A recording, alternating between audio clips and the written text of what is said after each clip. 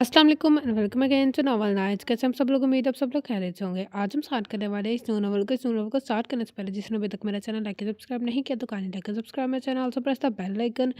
तो स्टार्ट करते हैं। अब इससे पहले मैं बताती चलूँ, हम लोग पहले हमने नॉवल स्टार्ट किया था जिसके हमने 3 पार्ट्स पढ़ लिए हैं। हम लोग उसको भी स्टार्ट रखेंगे, लेकिन कभी कभी उसको पढ़ा करेंगे। अगर जिसने भी पढ़ना है तो काइंडली कमेंट बॉक्स में ज़रूर बताएं, तो मैं वो भी नॉवेल्स की इसके साथ या फिर न्यू नॉवल के साथ ना रोज़ाना 2 एपिसोड अपलोड कर दिया करूँगी।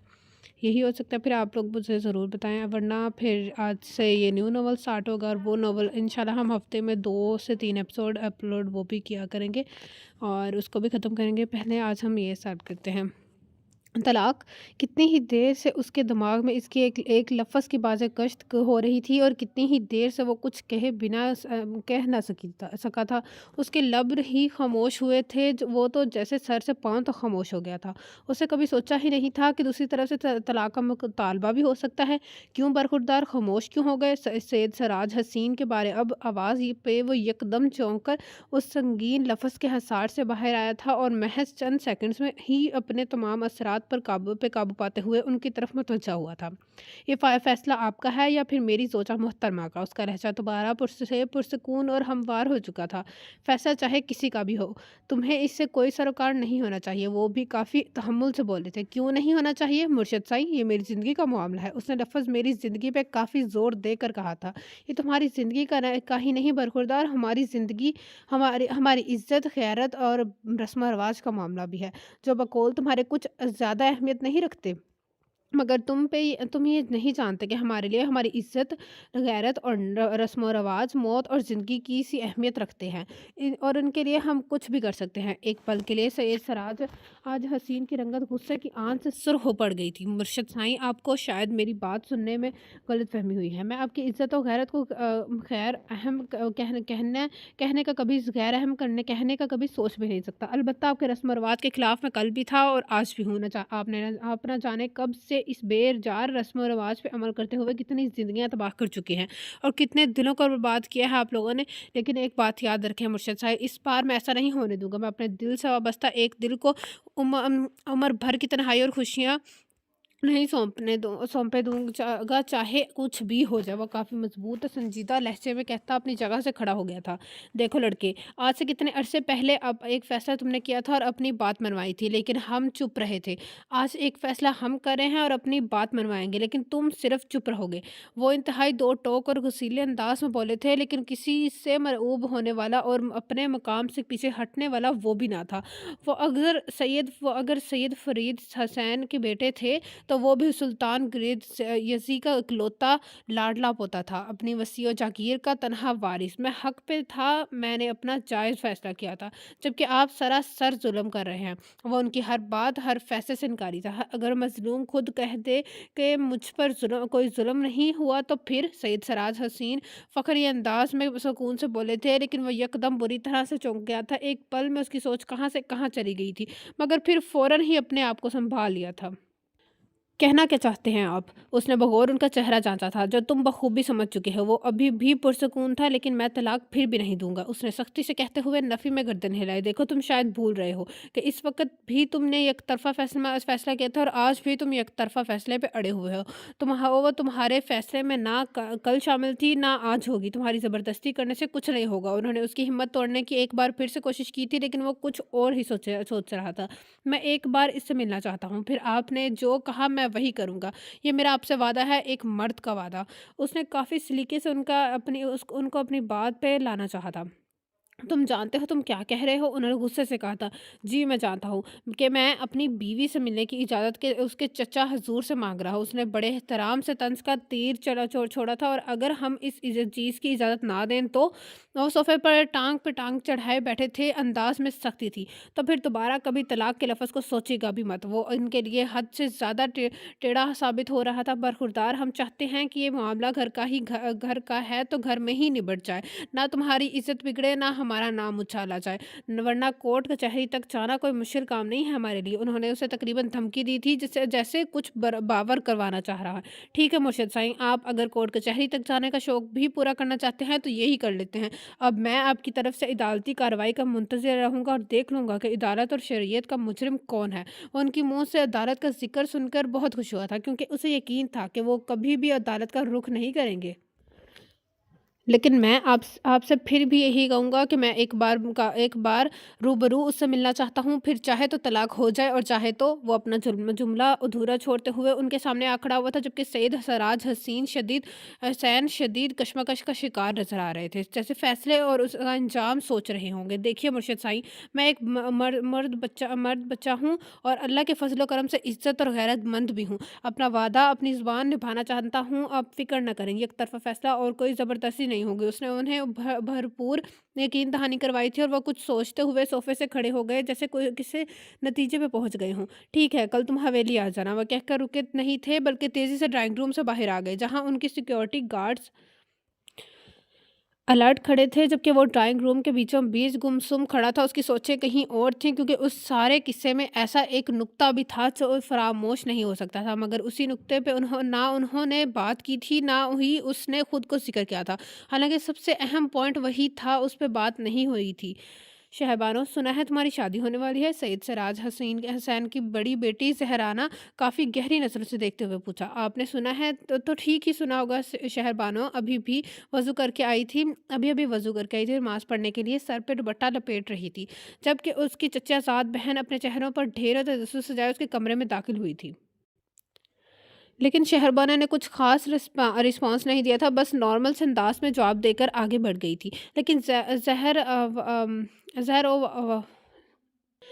लेकिन ज़हरा वापस जाने की बजाय वहीं बैठकर उसकी नमाज़ से फ़ारिग होने का इंतज़ार करने लगी थी। उसे शहरबानो की शादी का सुनकर बहुत तजस्सुस और दिलचस्पी हो रही थी कि आखिरकार शहरबानो का क्या बनेगा, वो क्या करेगी, कैसे रहेगी उम्र भर इस तरह, क्योंकि उसकी शादी उस रस्म को निभाना तारकुल दीन हो जाने के बराबर ही था। हर दुनियावी चीज़ को छोड़ देना इतना आसान काम नहीं था। जैसे फुप्पो फ़ातिमा ज़िंदगी बसर कर रही थी, उसी तरह अब शहरबानो को भी ज़िंदगी गुजारना था। थी क्या बात है ज़हरा आपी, आप इस तरह क्यों बैठी हैं? ज़हरा की सोच का तसलसल शहरबानो की आवाज़ से टूटा था, जो नमाज़ पढ़ कर आ चुकी थी। क्यों? कुछ नहीं शहरबानो, मैं सोच रही थी कि तुम किस तरह से सब कुछ छोड़ दोगी, दिन रात इबादत में कैसे गुजारोगी। ज़िंदगी तो फिर पूरे घर में गुजारने के लिए होती है, घर के एक कोने में नहीं। ज़हरा बेचारी सच ही कह रही थी, मगर इस रस्म को जिंदा जावेदार रखने वाले जावेद करने वालों को भला कौन समझाता। अगर फूफी फातिमा अपने बाप और भाइयों के लिए सब कर रही हैं, तो मैं भी कर लूँगी। वो तो मेरी जैसी और मेरी ही हम उम्र की थी जब उन्होंने ये शादी की थी। वो बेहद नरमी से बोली थी, जबकि सहरा ने नागवारी से देखा था। ओहो, मैं होती तुम्हारी जगह तो मैं तो ऐसा हरगिज़ न करती। ये भी भला कोई रस्म है?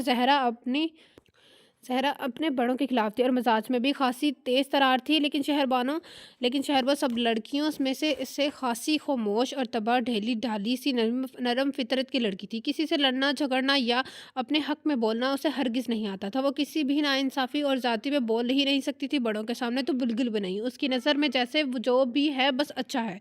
वो कभी किसी पे चीज़ पे एतराज़ नहीं करती थी। कुछ लोग उसकी फितरत को उसकी अदा समझते थे, लेकिन सच तो ये है कि उसकी खूबसूरती ही कुछ ऐसी थी कि वो जो भी कहती, जो भी करती, वो उसकी अदा बन जाता था।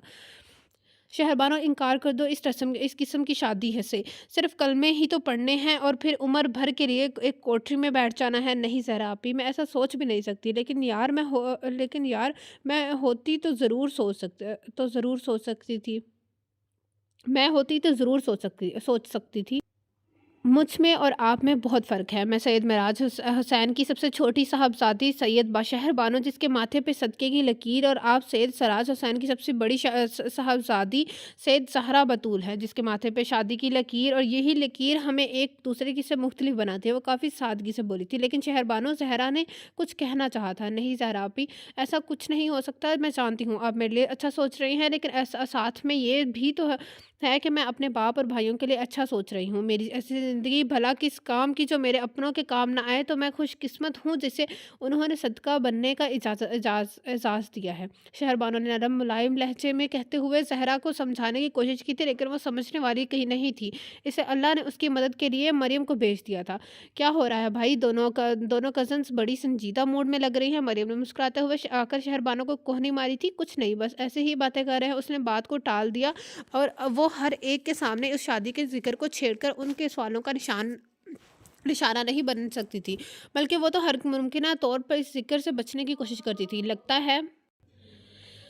لگتا ہے اس حویلی میں اللہ نے ایک یہی سعادت مند روح بھیجی ہے جو سب چاہتے ہیں وہی کرتی ہے۔ زہرا نے شہربانو کو دیکھ کر طنزیہ کہا اور اٹھ کھڑی ہوئی تھی۔ شہربانو چپ کھڑی تھی۔ اوہو پاگل! وہ سر جھٹک کر چلی گئی تھی۔ وہ عشاء کی نماز پڑھ کر فارغ ہوا ہی تھا کہ بڑی اماں کا پیغام رساں آ گیا۔ صاحب جی، بڑی اماں نے آپ کو اپنے کمرے میں بلایا ہے۔ ملازمہ نے مؤدب سے لہجے میں پیغام دیا تھا، لیکن اسے اس پیغام سے کافی حیرانی ہوئی تھی۔ بھلا اس وقت آدھی رات کو ایسا کون سا ضروری کام آن پڑتا ہے کہ انہوں نے اسے اپنے کمرے میں فوری طلب کیا تھا؟ ٹھیک ہے، میں ابھی آتا ہوں۔ اس نے اپنی حیرت کو کنٹرول کرتے ہوئے ملازمہ کو جانے کا اشارہ کیا اور پھر جائے نماز سمیٹ کر بیڈ سے اپنی گرم چادر اٹھا کے کندھوں پر ڈالتے ہوئے خود بھی باہر نکل آیا تھا۔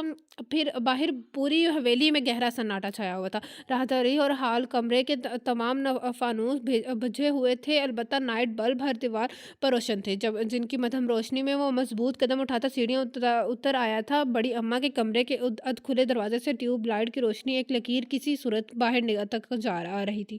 کیا میں اندر آ سکتا ہوں؟ اس نے دستک دے کر اجازت چاہی تھی۔ آ جاؤ میرے بچے، آ جاؤ۔ اپنی دادی سے اجازت کیسی؟ بڑی اماں نے اپنی جہازی سائیڈ بیگ پہ گاؤں اور تکیے سے ٹیک لگائے تسبیح ہاتھ میں پکڑے نیم دراز بیٹھی تھی۔ اس کی آواز سن کر اپنی کوہنی کا سہارا لیتے ہوئے اٹھ بیٹھی تھی۔ السلام علیکم بڑی اماں، آپ ٹھیک تو ہیں نا؟ اس نے اندر داخل ہوتے ہی تشویش کا اظہار کیا۔ ہاں پتر، میں بالکل ٹھیک ہوں۔ ہاں پتر، میں بالکل ٹھیک ہوں، تم یہاں بیٹھو میرے پاس۔ انہوں نے کمبل ہٹا کر اسے بیٹھنے کے لیے جگہ بنائی تھی۔ وہ سعادت مندی سے ان کے قریب ہی بیٹھ گیا تھا، مگر چونکا چونکہ وہ اس وقت جب اس کی نظر دائیں دیوار سے لگے صوفے کی سمت اٹھی تھی جہاں اس وقت اس کے ابا سائیں اور اماں سائیں براجمان تھے اور کافی متفکر نظر آ رہے تھے۔ خیریت تو ہے بڑی اماں؟ آپ لوگ اس طرح کیوں بیٹھے ہوئے ہیں؟ کوئی پریشانی ہے کہ؟ اس نے گردن موڑ کر بڑی اماں کو دیکھا۔ ہاں پتر، سب خیر ہے، تم پریشان نہ ہو۔ یہ بتاؤ کیا کر رہے تھے؟ کہیں نیند سے تو نہیں جگا دیا رضیہ نے؟ بڑی اماں نے پیار سے اس کے کندھے پر ہاتھ پھیرتے ہوئے پوچھا تھا۔ نہیں، میں ابھی نماز پڑھ رہا تھا۔ اس وقت نماز باجماعت کیوں نہیں پڑھی؟ بڑی اماں نے استفسار کیا تھا۔ شہر سے واپس گاؤں آتے ہوئے 10 بج گئے تھے، راستے میں پتہ ہی نہیں چلا، اس لیے مسجد نہیں جا سکا۔ اس نے وضاحت دی تو انہوں نے اس بات میں سر ہلا دیا۔ کھانا کھا لیا تم نے؟ پتہ نہیں کیوں وہ اس سے چھوٹے چھوٹے سوال کر رہی تھی، جیسے کچھ کہنے سے پہلے تمہید باندھ رہی ہو۔ جی، نماز پڑھنے سے پہلے کھانا ہی کھایا تھا۔ اب اسے اندر ہی اندر الجھن سی ہونے لگی تھی کہ کیا مسئلہ ہے جو وہ لوگ رات کے اس پہر حل کرنے کے لیے بیٹھے ہوئے ہیں۔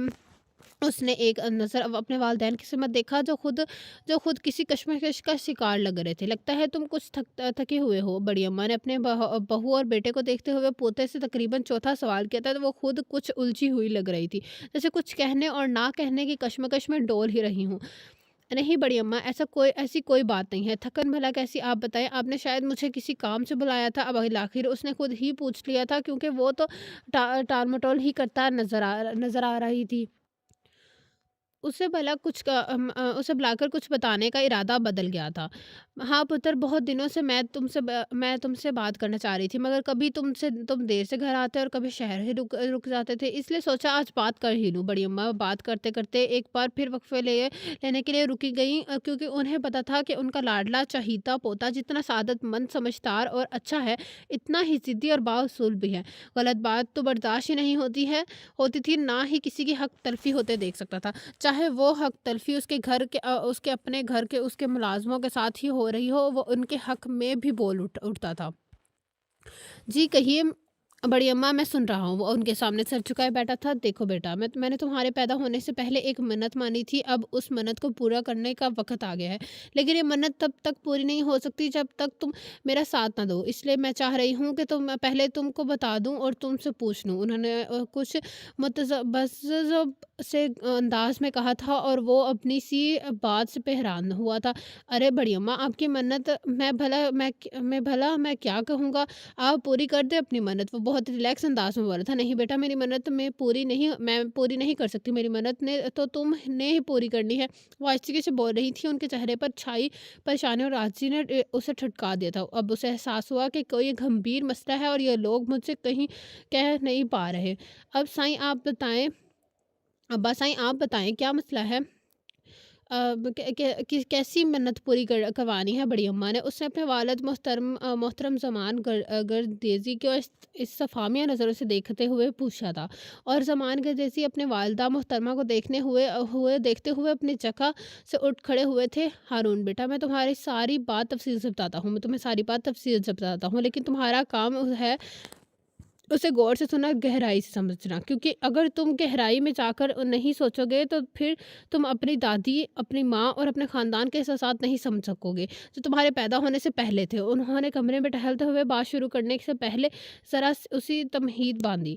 جی میں سن بھی رہا ہوں اور سمجھ بھی رہا ہوں، آپ بات شروع کریں، اس نے انہیں تسلی دی تھی۔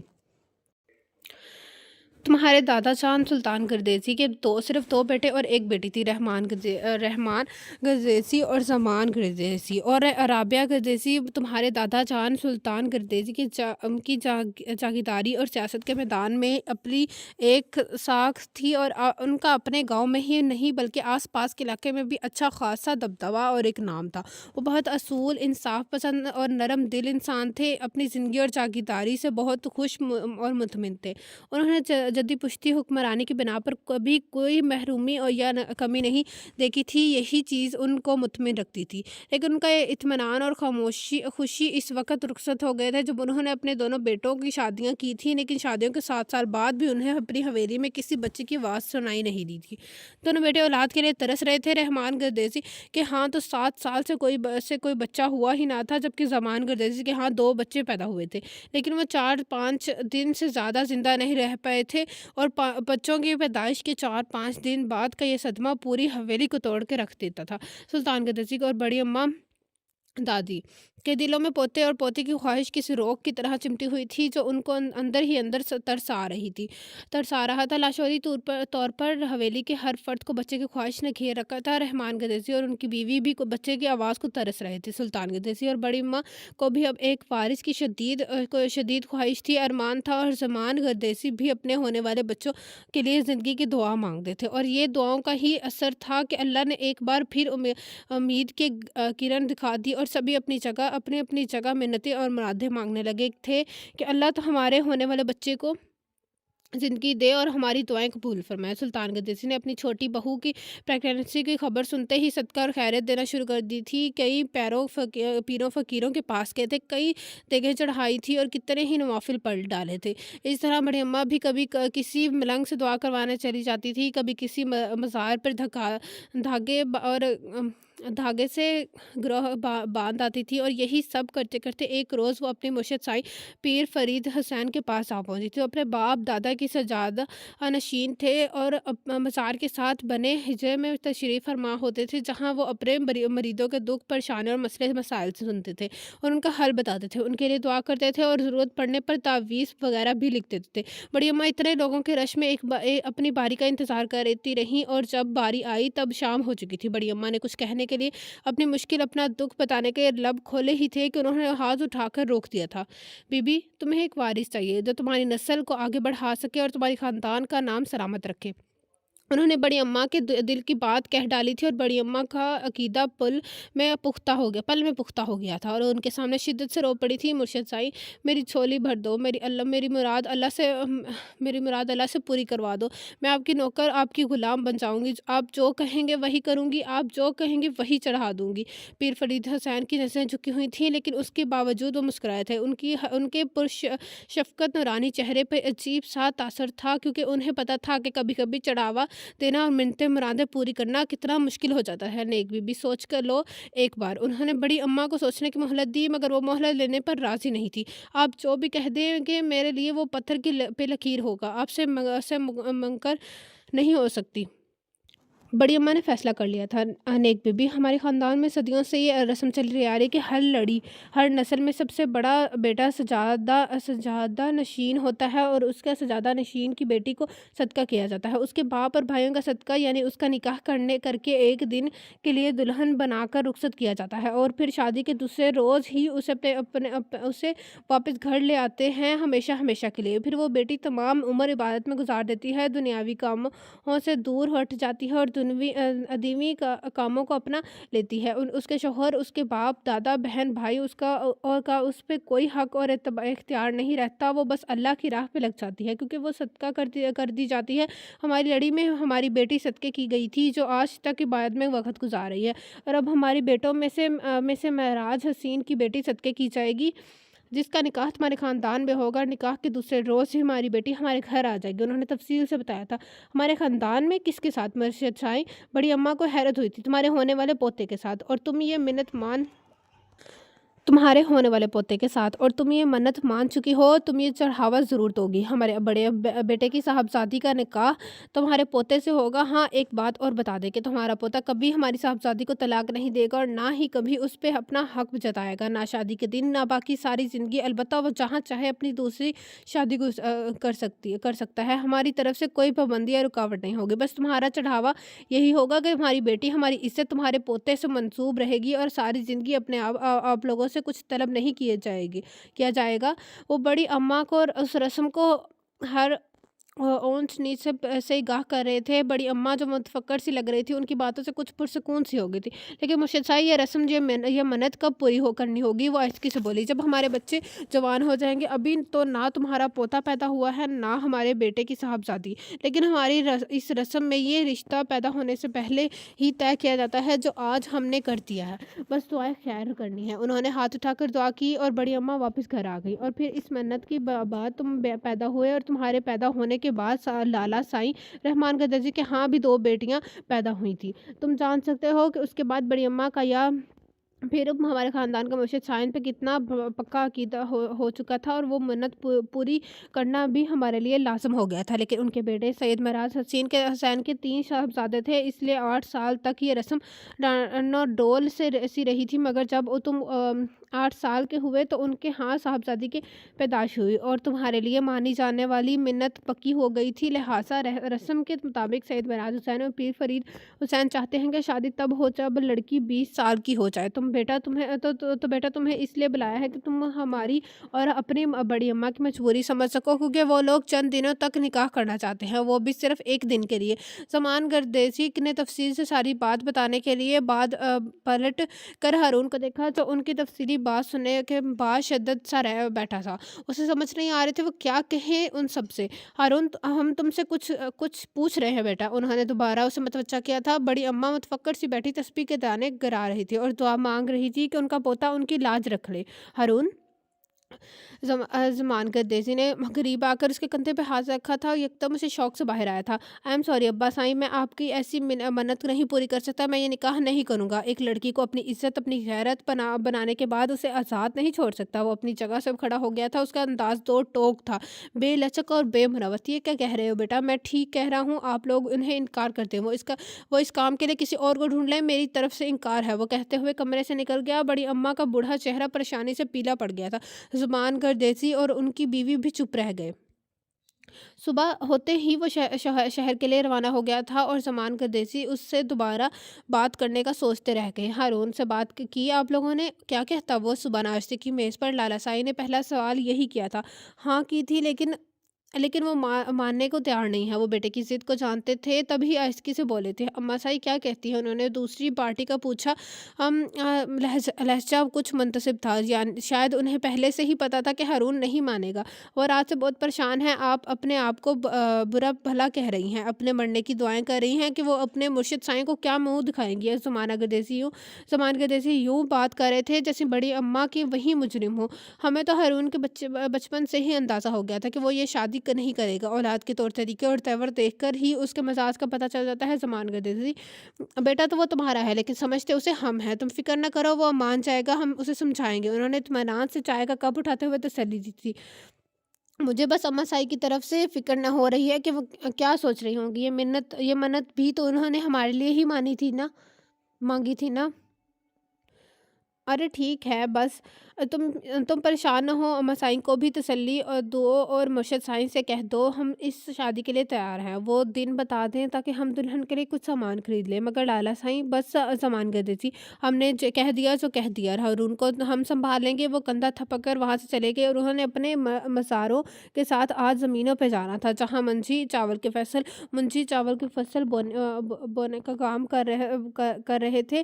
زمان گدیسی لالا سائن کو دیکھتے رہ گئے، اور یہ سچ تھا کہ دونوں تایا بھتیجے میں کافی انڈرسٹینڈنگ تھی، دونوں کے خیالات ملتے تھے اور دونوں کی گپ شپ ہمیشہ دوستوں کی طرح ہوتی تھی۔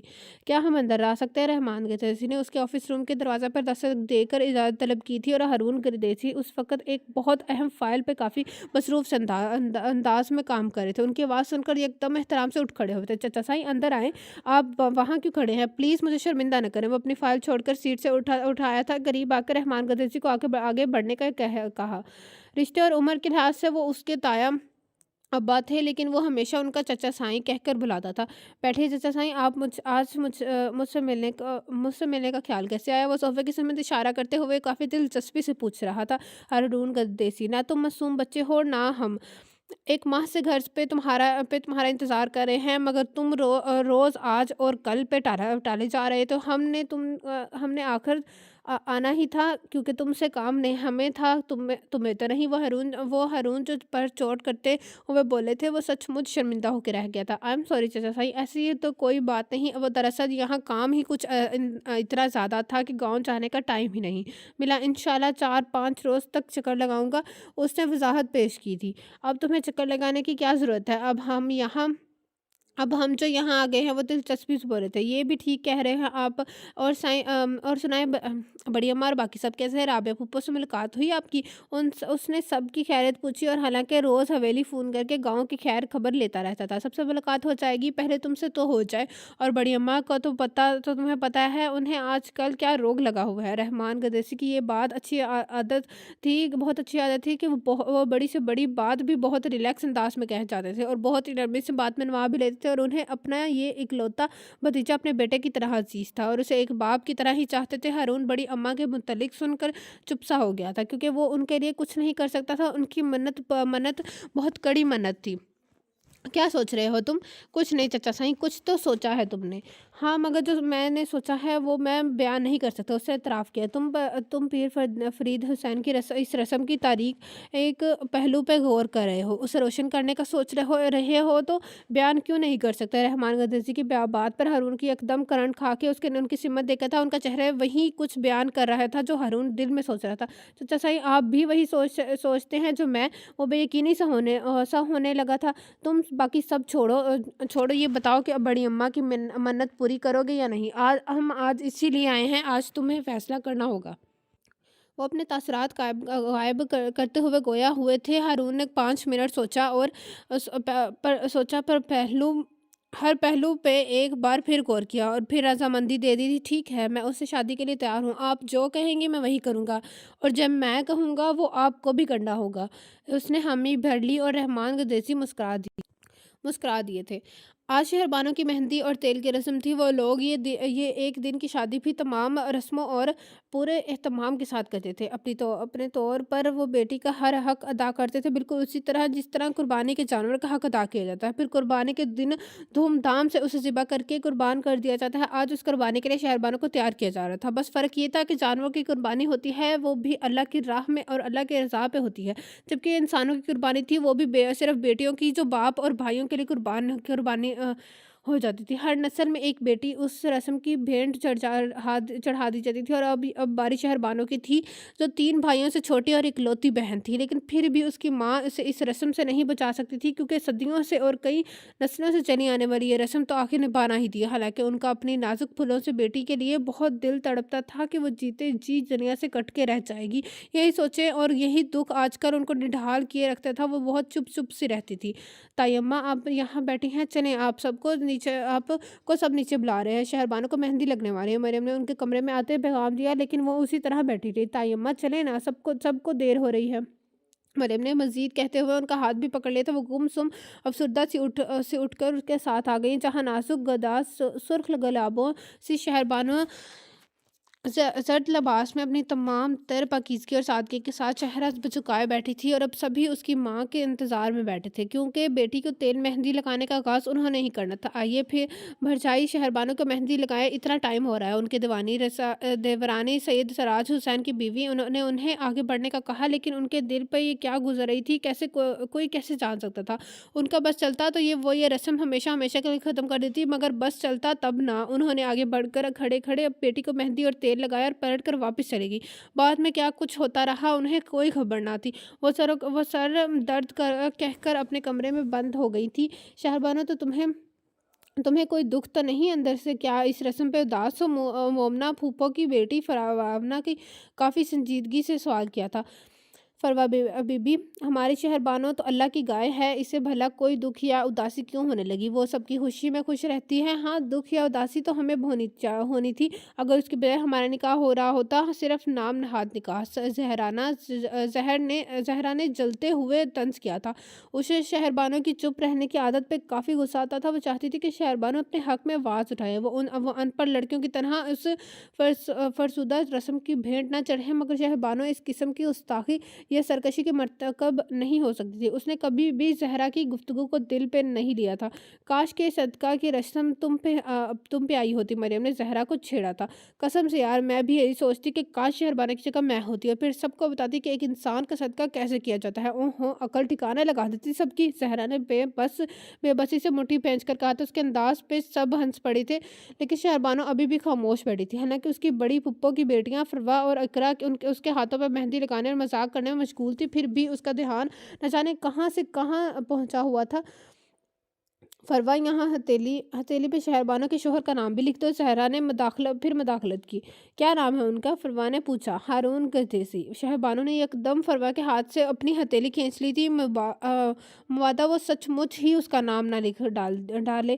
ہاتھ کیوں کھینچ لیا شہربانو؟ اسی کا نام لکھنے کا کہا ہے نا، جس کے نام تم اپنی پوری زندگی لکھنا چاہ رہی ہو۔ پلیز آپی، مجھے ڈسٹرب نہ کریں، میرے ساتھ جو ہو رہا ہے ہونے دیں۔ اگر ہمارے ساتھ اچھا نہیں کیا جا رہا تو اس کا خیال ہمارے ماں باپ اور بڑوں کو کرنا چاہیے، ہمیں نہیں، کیونکہ جب جن کو بن کہے کوئی احساس نہیں ہوتا، انہیں ہمارے کہنے پہ بھی کوئی احساس نہیں ہوگا۔ مجھے میرے بابا اور بھائیوں نے ہمیشہ بہت پیار دیا ہے، لاڈلا بنا کے رکھا ہے، میری ہر چیز کا خیال رکھتے ہیں، تو آج اگر میں ان کے لیے قربان ہو جاؤں گی تو کوئی نقصان کی بات نہیں ہے، بلکہ میرے لیے تو فخر ہے کہ میں اپنے بھائیوں اور بابا کا صدقہ بن رہی ہوں، ان کے نام سے واری چاہ رہی ہوں۔ اتنی چاہتوں کے بدلے یہ کام تو کوئی معنی نہیں رکھتا۔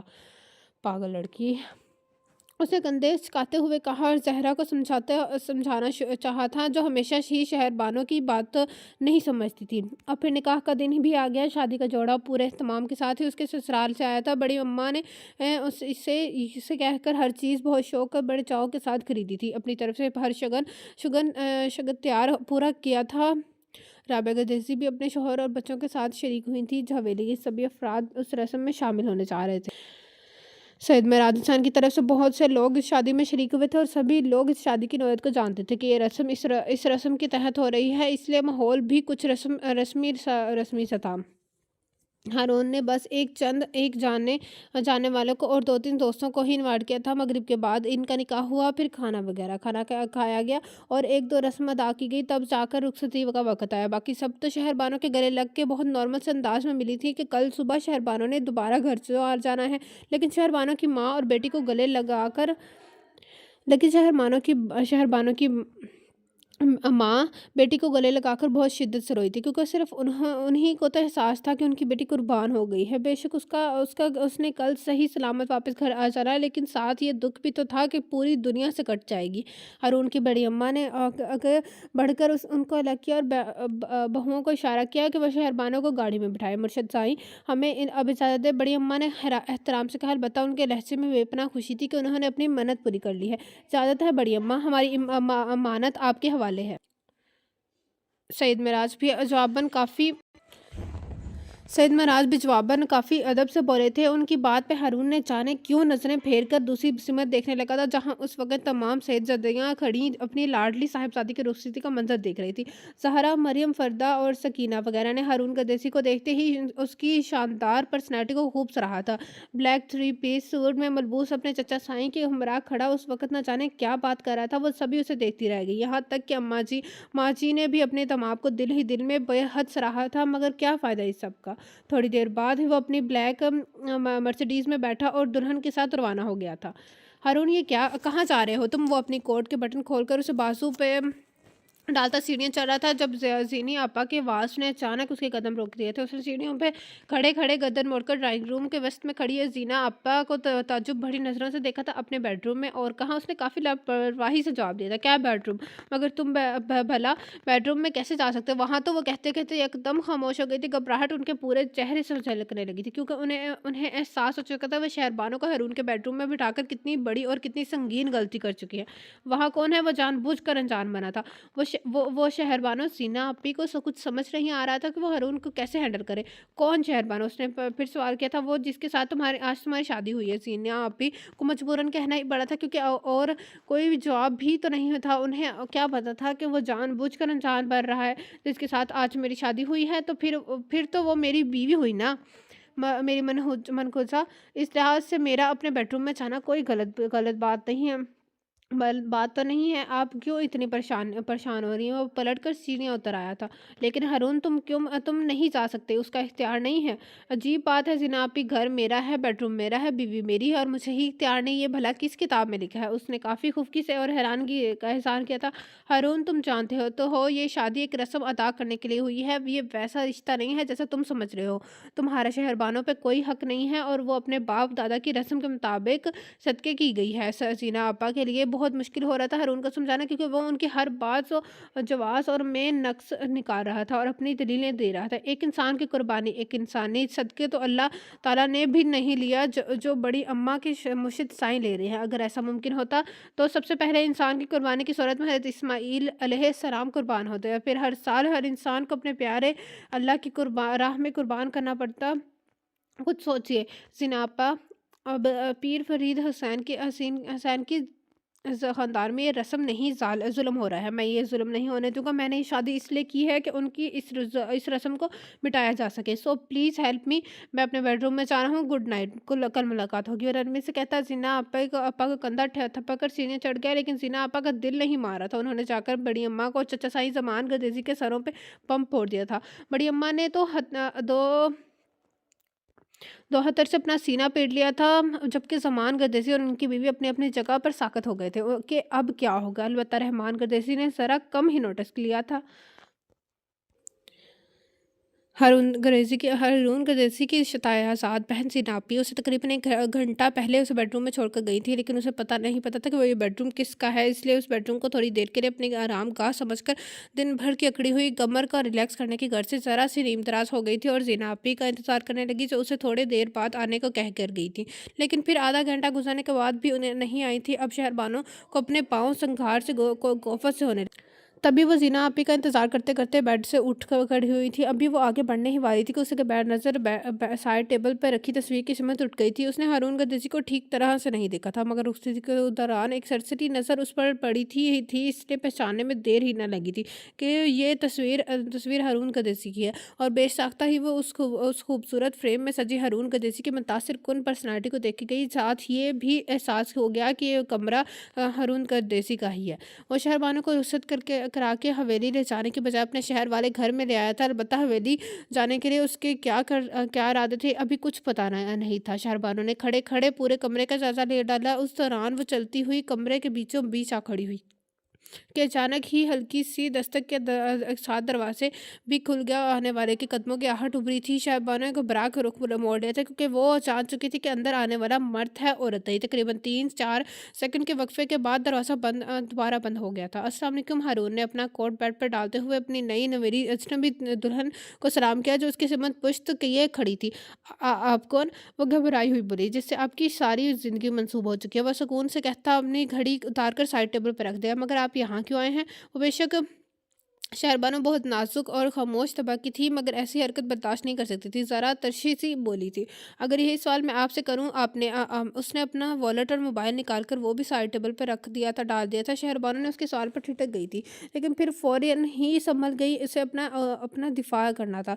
मैं यहाँ मेहमान हूँ, वो मजबूती से बोली थी, हालांकि मैं आपको मालिक समझ रहा था, क्योंकि ये घर आपका है, ये कमरा आपका है, और सबसे बड़ी बात कि मैं भी आपका हूँ। फिर आप मेहमान कैसे हो गई? वो दिलचस्पी से कहता है, उसके सामने आ खड़ा हुआ था। जहाँ शहरबानो का रोना रंग फ़क हो गया था, वहीं हारून गदज़ी की निगाहें भी ऐसी दिलकशी पे अपनी साथ भला बैठी थी। कितने ही लम्हे हारून की नज़रों के नज़र हो गए, लेकिन शहरबानो की बदहवासी ने एकदम उसकी ये सहर ज़दा किसी कैफियत खाक मिला डाली थी। वो तेज़ी से पलट कर दरवाज़े की सिमत लपकी थी और उसी तेज़ी से हैंडल घुमाकर लॉक खोलने की नाकाम कोशिश की थी, लेकिन क्योंकि वो लॉक के साथ साथ बोल्ट भी चढ़ा आया था। ये भागने दौड़ने से बेहतर है कि आप एक बार आराम से बैठकर मेरी बात सुन लें। हारून ने करीब आते हुए कहा था। शहरबानो डरी सहमी खड़ी थी, उसके करीब आने से थोड़ी और दूर हट गई।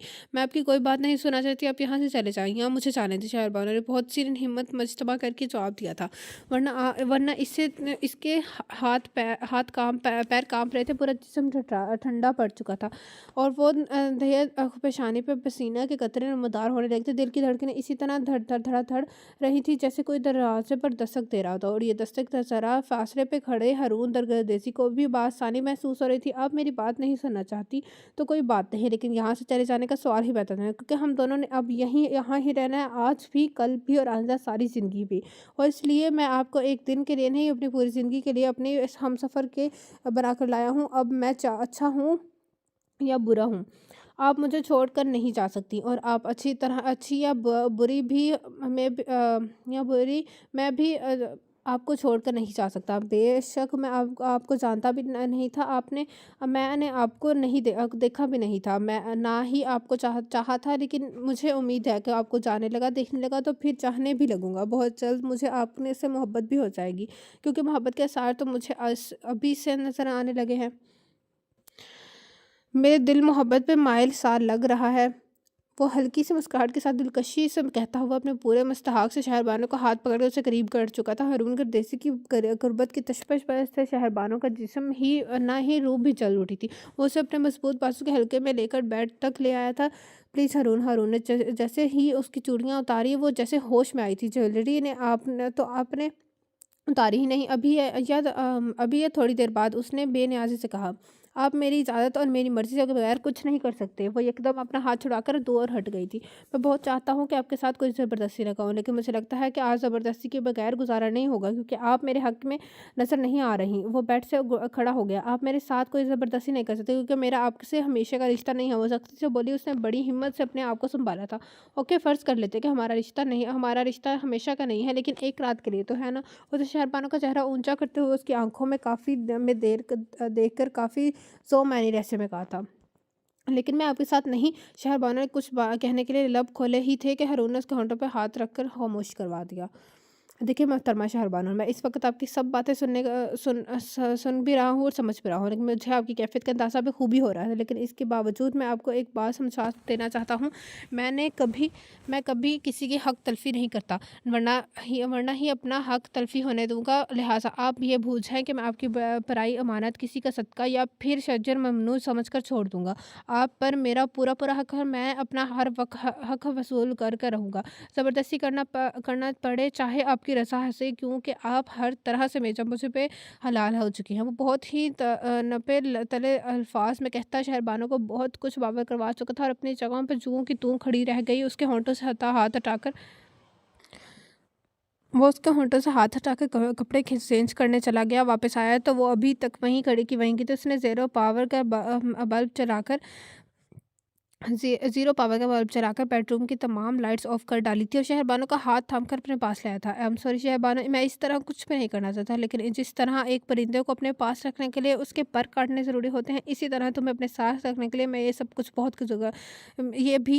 बहुत ज़रूरी है। मैं तुम्हें सरतापा अपनी ज़ात अपनी सब्सक्राइब नहीं किया तो काली like subscribe my channel, also press the bell icon. तो स्टार्ट करते हैं। वो तो अपनी मनमानी कर चुका था, लेकिन सुबह पूरी हवेली में जैसे सिर्फ़ मातम बिछी हुई थी। बड़ी अम्मा का बीपी हाई हो चुका था, ज़मान गर्देशी गुस्से की हालत में थे, जबकि अम्मा साईं ज़ीनी आपा ज़ैन आपा, राबिया फूफा और ताई अम्मा चुप-चुप और खफ़ा-खफ़ा सी दिखाई दे रही थी। क्या आज नाश्ता नहीं मिलेगा? उसने ज़ैन आपा को देखकर कहा। शायद वो हारून से कुछ कुछ कहती, लेकिन अब्बा साईं रहमान गर्देशी के इशारे पे खामोश से हारून के लिए नाश्ता लेने चली गई। कैसी तबीयत है साहबज़ादे? रहमान गर्देशी ने अखबार फैलाते हुए संजीदगी से सवाल किया। आपकी दुआएँ हैं चचा साईं। वो कुर्सी से घसीट-कर उनके मुकाबिल बैठ गया था। और हमारी बहू कैसी है? बहुत अच्छी है। उसने शरारत भरे अंदाज़ में कहकर अपनी मुस्कुराहट रोकने की कोशिश की, लेकिन चचा साईं उसकी ये शरारत शारी भांप चुके थे। अब क्या इरादा है? मैं उसे आपा और ताई अम्मा के साथ गाँव भेज रहा हूँ। ज़ीना आपा नाश्ता रख के गईं तो उसने अपनी बात शुरू की। और तुम खुद? मैं बाद में चला जाऊँगा। वो नाश्ते के दौरान बातें कर रहे थे। मुर्शिद साईं से क्या कहोगे?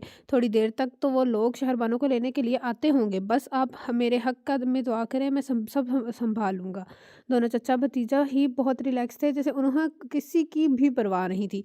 ठीक है, फिर तुम इन लोगों को भेजने की तैयारी करो, हम तब तक अम्मा साईं की खैरियत मालूम करते हैं। वो अखबार समेट कर उठ खड़े हुए थे। इतने में हारून भी नाश्ता कर चुका था। ज़ीना आपा, उसने ड्राइंग रूम की सिमत जाती ज़ीना आपा को आवाज़ दी, जो उम्र में हारून से पूरा 1 साल छोटी थी। लेकिन हारून और बाकी कज़िन्स उनकी सुघड़ापे, बुर्दबारी और मज़ाज की वजह से उन्हें ज़ीना आपा कहते थे, वरना कज़िन्स में सबसे बड़ा हारून ही था। जी फरमाइए, वो खुफ़ी का इज़हार कर रही थी। अगर आपको ज़हमत ना हो तो मोहतरमा शहरबानो को भी नाश्ता करवा दीजिएगा, क्योंकि मेरे ख़्याल में उन्होंने रात से कुछ नहीं खाया। वो बड़े सुकून से कहता नैपकिन से हाथ पोंछ रहा था, और ज़ीना अप्पा को यकदम शहरबानो का ख़्याल आते ही वो अपनी कोताही का दोबारा से एहसास हुआ था। एक गलती उन्होंने रात को की थी, उसे हारून के बेडरूम में छोड़कर। एक गलती अभी भी की थी कि सुबह से उसकी कोई खैर खबर ही ना ली थी। हारून से खुफगी का इज़हार करते-करते वो शहरबानो को ही भूल बैठी थी, वो जो उसके घर में बिल्कुल अनजान थी, नासमझ और अकेली थी।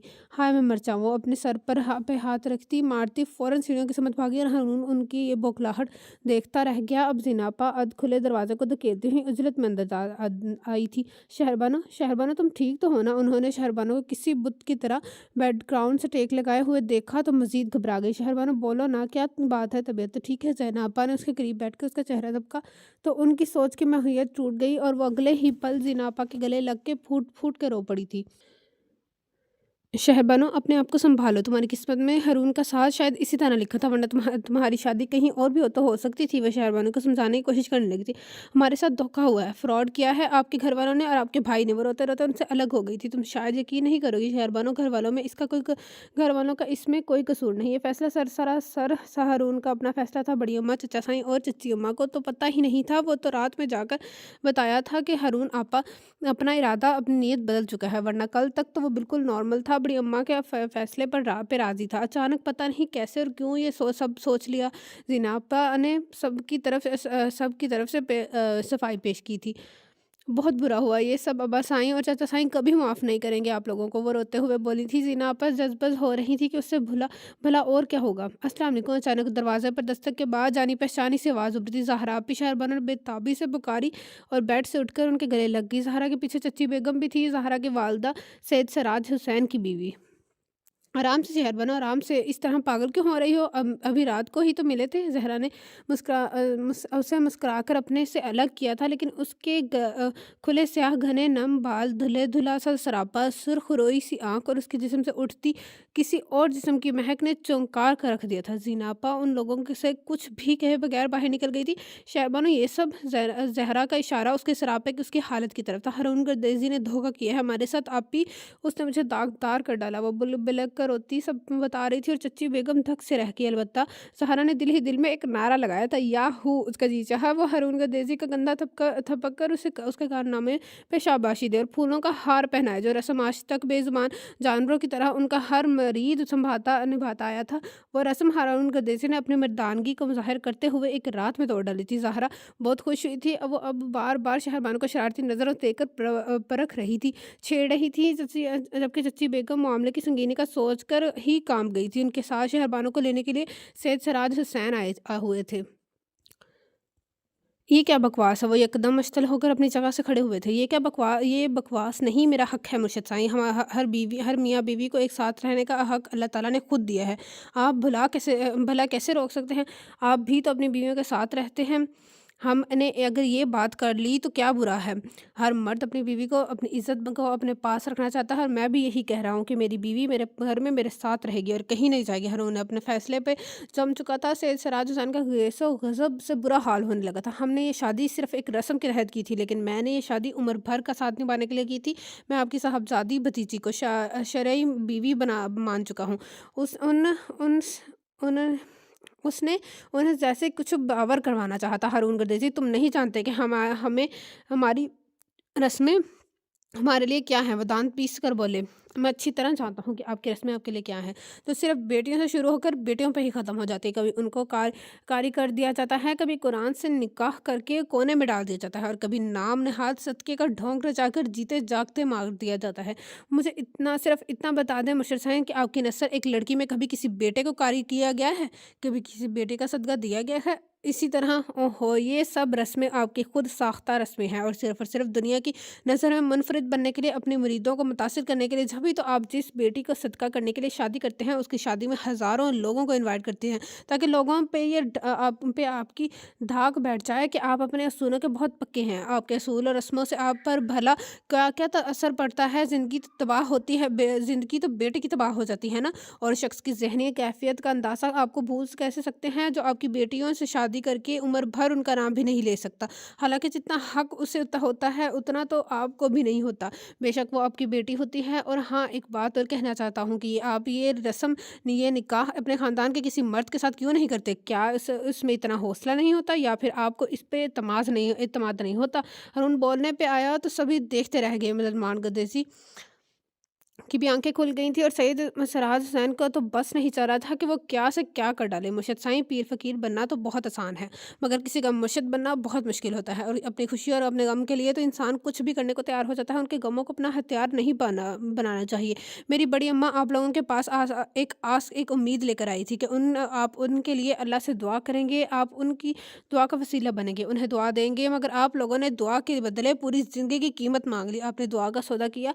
क्या कभी दुआ भी बेची जाती है? इंसान का चढ़ावा, इंसान का सदका तो अल्लाह ताला ने भी नहीं लिया। आप कैसे ले सकते हैं? बेशक आप सैयदज़ादे हैं। मैं आपका और आपके औलाद का दिल की गहराइयों से एहतराम करता हूँ, मगर आपके इस ज़ुल्म में किसी भी मरवत लिहाज से कभी काम नहीं लूँगा। लिहाजा आप समझ जाएँ कि शहरबानो मेरी बीवी है और आपके साथ नहीं जाएगी, ये मेरा फ़ैसला है। वो बात ख़त्म करते हुए बोला था। सैयद सिराज ने जाने क्या सोचते हुए अपनी बीवी और बेटी को साथ लेकर वापस चले गए। शहरबानो रोती बिलखती रह गई थी। हारून परदेसी ने उसके अपनों से जुदा कर डाला था। उसने शादी के दूसरे रोज़ ही शहरबानो को बाकी सबके साथ हवेली भेज दिया था। अलबत्ता खुद ही वो शहर ही रुक गया था, उसे अपना एक बहुत अहम काम निपटाना था। हालाँकि रहमान गद्देसी ने उससे भी साथ चलने के लिए कहा था, बहुत इसरार किया था, मगर वो चाहते हुए भी गाँव नहीं जा सका। तो बड़ी अम्मा भी तक अभी भी हारून से नाराज़ थी। उनकी तबीयत भी कुछ ख़राब थी, लेकिन शहरबानो के साथ उनका रवैया बहुत अपनायत भरा था। बल्कि अंदर से शहरबानो के सामने आकर अपने आप को शर्मिंदा महसूस करती थी। वो अपने आप को मुजरिम का दान देती थी, मगर वो ये नहीं सोचती थी कि जोड़े आसमानों पे बनते हैं। शायद ये भी अल्लाह की तरफ से हुक्म ही था कि शहरबानो की ज़िंदगी तबाह होने से बच गई थी। और शहरबानो उसे तो ऐसी चुप लग गई थी कि ज़हरा आपी और चच्ची बेगम के जाने के बाद अब तक ज़ुबान से एक लफ्ज़ भी नहीं कहा था। वो तो जैसे गुमसुम होकर रह गई थी। ज़ैनबा उसे चादर उड़ाई और सारी चीज़ें समेटकर उसे साथ चलने का कहा था। रास्ते के दौरान भी सीना आपा ने उसे मुखातिब करने की कोशिश की, मगर उसने फिर भी कोई जवाब नहीं दिया। वो लोग हवेली पहुँचे तो रहमान गद्देसी की छोटी बेटी सानिया, जो अपने पेपर की तैयारी की वजह से उनकी शादी में नहीं जा सकी थी, तमाम मुलाज़िमों और गाँव की चंद औरतों के हमरा फूलों से भरी प्लेट लिए अपनी नई नवेली भाभी का इस्तकबाल करने के लिए तैयार खड़ी थी। हाय भाभी, कैसी हैं आप? शहरबानो गाड़ी से उतरी तो सबने फूलों की बरसात कर डाली। सानिया जल्दी से फूलों की प्लेट ज़ैनब आपा को थमाकर शहरबानो के पास आकर बहुत खुशी से चहकी थी, जैसे परसों से जान हो पहचान हो। अब भाभी ने कुछ कहा है? या नहीं। वो कुछ भी सोचे समझे बगैर उसके गले लग गई थी। उसे तो यही दुःख देखकर बेहद खुशी हो रही थी कि उसकी भाभी इतनी खूबसूरत है, हारून भाई की जोड़ी बहुत सजेगी। सानिया, अब बस करो, शहरबानो इतने सफ़र करके आई है, थकी हुई होगी रास्ता 2 से। ज़िनाबा ने सानिया को घूरा, एक हाथ से उसे पीछे हटाया था। आइए भाभी अंदर आइए। वो जल्दी से पीछे हट गई। रहमान गदीजी उसकी उज्जलत और खुशी पे मुस्कुराते हुए आगे बढ़ गए थे। चलो ना बेटा, रुक क्यों गई? ज़मान गदीसी और खदीजा बेगम ने उसे आगे बढ़ने का कहा। वो खामोश सी किसी सोच में डूबी अफ़सुर्दा सी अंदर आ गई थी। तुम गाँव कब आ रहे हो? 1 हफ़्ता हो गया इन लोगों को हवेली आए हुए, लेकिन हारून एक बार भी नहीं आया था। बस काम ख़त्म होते ही आ जाऊँगा। क्यों, खैरियत है तो है ना? उसे फ़िक्रमंदी से पूछा, क्योंकि रहमान गदीसी काफ़ी सख्ती से पूछ रहे थे। काम ख़त्म करो और जल्दी आओ, बल्कि कल ही आ जाओ, काम वाम भी फिर कभी का होता रहेगा। वो झिलझिलाकर बोले थे, लेकिन चचा साईं कुछ बताइए तो सही, ऐसी क्या क्या आफ़त आन पड़ी है साहबज़ादे? तुम्हें पता है कि बीवियाँ भी किसी आफ़त से कम नहीं होती। ओह! अच्छा, अच्छा, क्या क्या मैं पूछ सकता हूँ कि हमारी आफ़त, सॉरी, बीवी को क्या हुआ है? वो काफ़ी दिलचस्पी और शरारत भरे लहजे में बोला था, बेटा यही तो मसला है कि उसे कुछ नहीं हुआ। वो हर बात पे चुप रहती है। उसका पूरा दिन खामोशी में गुजर जाता है। कमरे में खाना खाती है, नमाज़ पढ़ती है, सो जाती है। बस यही उसकी ज़िंदगी। और अम्मा साईं उसे देखकर जलती रहती है। उनकी तबीयत भी मुसलसल ख़राब है। रहमान गदीसी अब कुछ मुतफक्कर सा बोल रहा था। ओके, मैं कोशिश करता हूँ जल्दी आने की। आप परेशान ना हो, आकर सब ठीक कर लूँगा। वो कहते-कहते फिर शरारत से कह गया था, हाँ, हमें भी पता है कि तुम्हारे आने से सब ठीक हो जाएगा, इसलिए तो तुम्हें आने को कह रहे हैं। वो भी हँस दिए थे। इंशाल्लाह आ रहा हूँ। और सुनाओ, मुर्शिद साहिब की तरफ से कोई रिस्पॉन्स मिला? नहीं, उन लोगों ने तो दोबारा कोई राब्ता ही नहीं किया। अब पता नहीं वो मेरी बात समझ गए हैं या फिर कोई रिएक्शन सोच रहे हैं। हारून ने लापरवाही से कहा था, वो सब तो ठीक है, लेकिन तुम फिर अपना ख्याल रखा करो। ऐसे लोग बदला लेने में भी नहीं भूलते, कहीं कोई नुकसान न कर दे। रहमान गदे से फिक्रमंद होने लगे। डोंट वरी चाचा साईं, अल्लाह सब बेहतर करे। उसने उन्हें तसल्ली देकर फ़ोन बंद कर दिया। 1 हफ्ता का कहते-कहते उसे 2 हफ्ते लग गए, और वो शाम ढले अपनी इतनी तफ़ील तब सफ़र के बाद थका-हारा घर आया तो इत्तेफ़ाक़न पहला सामना शहरबानो से ही हुआ था। महल की लॉन की सीढ़ियों पर बैठी न जाने क्या सोच रही थी, जब इतनी बड़ी रोश पे फैली हारून की ब्लैक मर्सिडीज़ सीढ़ियों के करीब आके रुकी। उसने हारन पे हाथ रखकर शहरबानो की सारी मुहिम्मत को तोड़ डाली। उसे चौंक कर चंद कदम के फ़ासले पे खड़ी गाड़ी को देखा। इतने में ही वो खुद भी गाड़ी से उतर आया था। ग्रे कलर की सिंपल सी शलवार सूट में मलबूस वो सचमुच काफ़ी थका हुआ लग रहा था, लेकिन शहरबानो को सामने देखकर उसकी थकन में काफ़ी हद तक कमी हुई थी। कैसी हैं आप? वो करीब आकर पूछा। बोला ही था कि शहरबानो एकदम उठकर अंदर भाग गई। वो देखता रह गया। उसे इस्तकबाल की उम्मीद ही ना थी, बिल्कुल भी नहीं थी। लेकिन खैर, हारून तुम कब आए? यहाँ क्यों खड़े हो? तायम्मा ने न जाने किस काम से बाहर निकली थी। हारून को देखकर खुश हो गई। अभी आया हूँ तायम्मा, आप सुनाए कैसी हैं? वो सर झटक कर उनके साथ अंदर आ गया। हारून भाई, सानिया उसे देखकर एकदम सोफे से उतरी थी। उसका लहजा खुशी से भर गया था।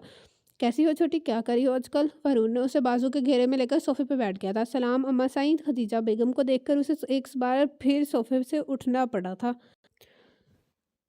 जीते रहो, आबाद रहो। वो 2 हफ्ते बाद बेटे की सूरत देख रही थी, लिहाजा सारी खुफकी बुलाकर उसके माथे पे प्यार दिए बिना ना रह सकी। भाई इतनी देर क्यों लगा दी? भाभी तो हमसे बात भी नहीं करती, वो तो बुलाकर थक जाती हैं। मैं तो बुला कर थक जाती हूँ, पर मैं बहुत मिस कर रही थी आपको। सानिया ने अपना किस्सा शुरू कर डाला। वो दिलचस्पी से बैठकर हंसता रहा था। अगर तुम में ज़रा-सी भी अकल है तो अपने भाई को कमरे में जाने को दो, वो थका हुआ है, उसने अभी कपड़े भी तब्दील करने होंगे। ताई अम्मा ने दोबारा ड्राइंग रूम में आई तो बेटी की हमाकत से उसे डालने लगी। ओह! सॉरी भाई, मुझे तो ख़्याल ही नहीं रहा कि भाभी आपको इंतज़ार कर रही होंगी। और शर्मिंदा होने लगी। अरे पागल, ऐसी कोई बात नहीं, तो बैठो तुम। नहीं, आप पहले कपड़े चेंज कर लें। Okay sweetheart. वो उसका गाल थपक कर सीढ़ियाँ चढ़ गया, और अपने बेडरूम में आते हुए उसकी चाल कुछ और हो चुकी थी। जैसे हल्का सा हमार छू के गुजर गया था। वो कमरे में दाखिल हुआ तो कमरा खाली नजर आया। एक पल के लिए उसे तशवीश सी हुई, लेकिन अगले ही पल बाथरूम से पानी गिरने की आवाज़ सुनकर मुतमिन हो गया, और थके से अंदाज में बेड पे ढेर हो गया। उसे इस तरह चारों शाने चित लेटे न जाने कितनी देर गुजर गई थी, लेकिन शहबानो वॉशरूम से बाहर नहीं निकली। अभी वो उसे पुकारने का सोच रहा था, वो खुद ही बाहर आ गई थी। उसके हाथों पाँव और चेहरे भीगा हुआ था। यकीनन वो वज़ू करके आई थी। लगता है मुझसे नाराज़ हैं आप। वो जायनमाज़ लेकर पलटी ही थी कि हारून बेड से उठकर उसके सामने आ गया।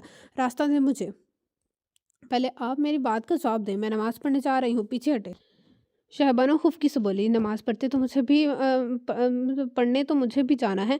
अभी मगरिब की अज़ान होने में 10 मिनट बाकी हैं। ज़ोजा मोहतरमा, आपको नमाज़ की इतनी जल्दी क्यों हो रही है? उसने शहबानो के हाथ से जायनमाज़ लेकर टेबल पर रख दी, उसके दोनों हाथ थाम लिए थे। इसलिए कि मैं आपको देखना नहीं चाहती। वो गुस्से से कहती अपने हाथ छुड़ाकर उस तरफ मोड़ गई थी, जबकि हारून का फ़ल्क शगाफ़ का बुलंद हुआ था। शायद ज़िंदगी में पहली बार उस इस तरह बेसाख्ता और दिल खोल के हँसा था। ओह! तो आप मुझे छोड़कर नमाज़ में पनाह ढूँढ रही हैं, लेकिन आपको एक बात बता दूँ कि अगर आप मुझे नहीं देखेंगी तो अल्लाह ताला आपको नहीं देखेगा। आप अभी मेरे हकूक़ नहीं जानती ज़ोजा मोहतरमा, उसने रुख मोड़कर खड़ी शहरबानो को बहुत नरमी और इस्तहाक से बाहों में भर लिया था और शहरबानो को इस कदर बेबाक हरकत पे घबरा गई थी। उसके पहले से भीगे हाथों में पसीना उतर आया था, यूँ लग रहा था कि शहरबानो की जान हारून के बाहों में के घेरे में बंद हो गई है। उसका दिल सीने से पिंजरे से टकरा टकरा कर पागल होने लगा था। शर्म से गाल तब तब उठे थे।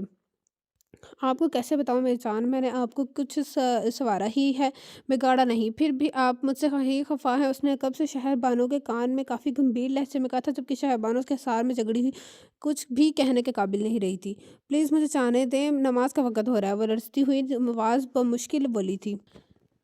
ना खुदा ही मिला, ना वसाल सनम, ना इधर के रहे, ना उधर के रहे। वो बहुत ही दिलकश लहज़े में कहता अपने लफ्ज़ों, अपनी वजाहत और मर्दानगी का सहर उसके चहारसू बिखर रहा था। वो अज़ल से कमज़ोर दिल की नरम कोई कोमल सी ढीली ढाली लड़की बेबसी अपनी धड़कनें संभालती रह गई। अल्लाह को पा लेने की तलब में उसके दिए हुए रिश्तों से मुंह फेर लेना भी अल्लाह को पसंद नहीं। शहरबानो, उसने बाहों का सार खोलते हुए शहरबानो का रुख अपनी सिबत मोड़ लिया था। वो नज़रें झुकाई हुई थी। हम लोग सिर्फ नमाज अदा करके ये समझ लेते हैं कि हमारा रब हमसे खुश हो गया है, हमने जन्नत खरीद ली है, लेकिन हम ये सोचने की कोशिश नहीं करते कि हमारे रब की खुशी तो और भी बहुत कामों में है।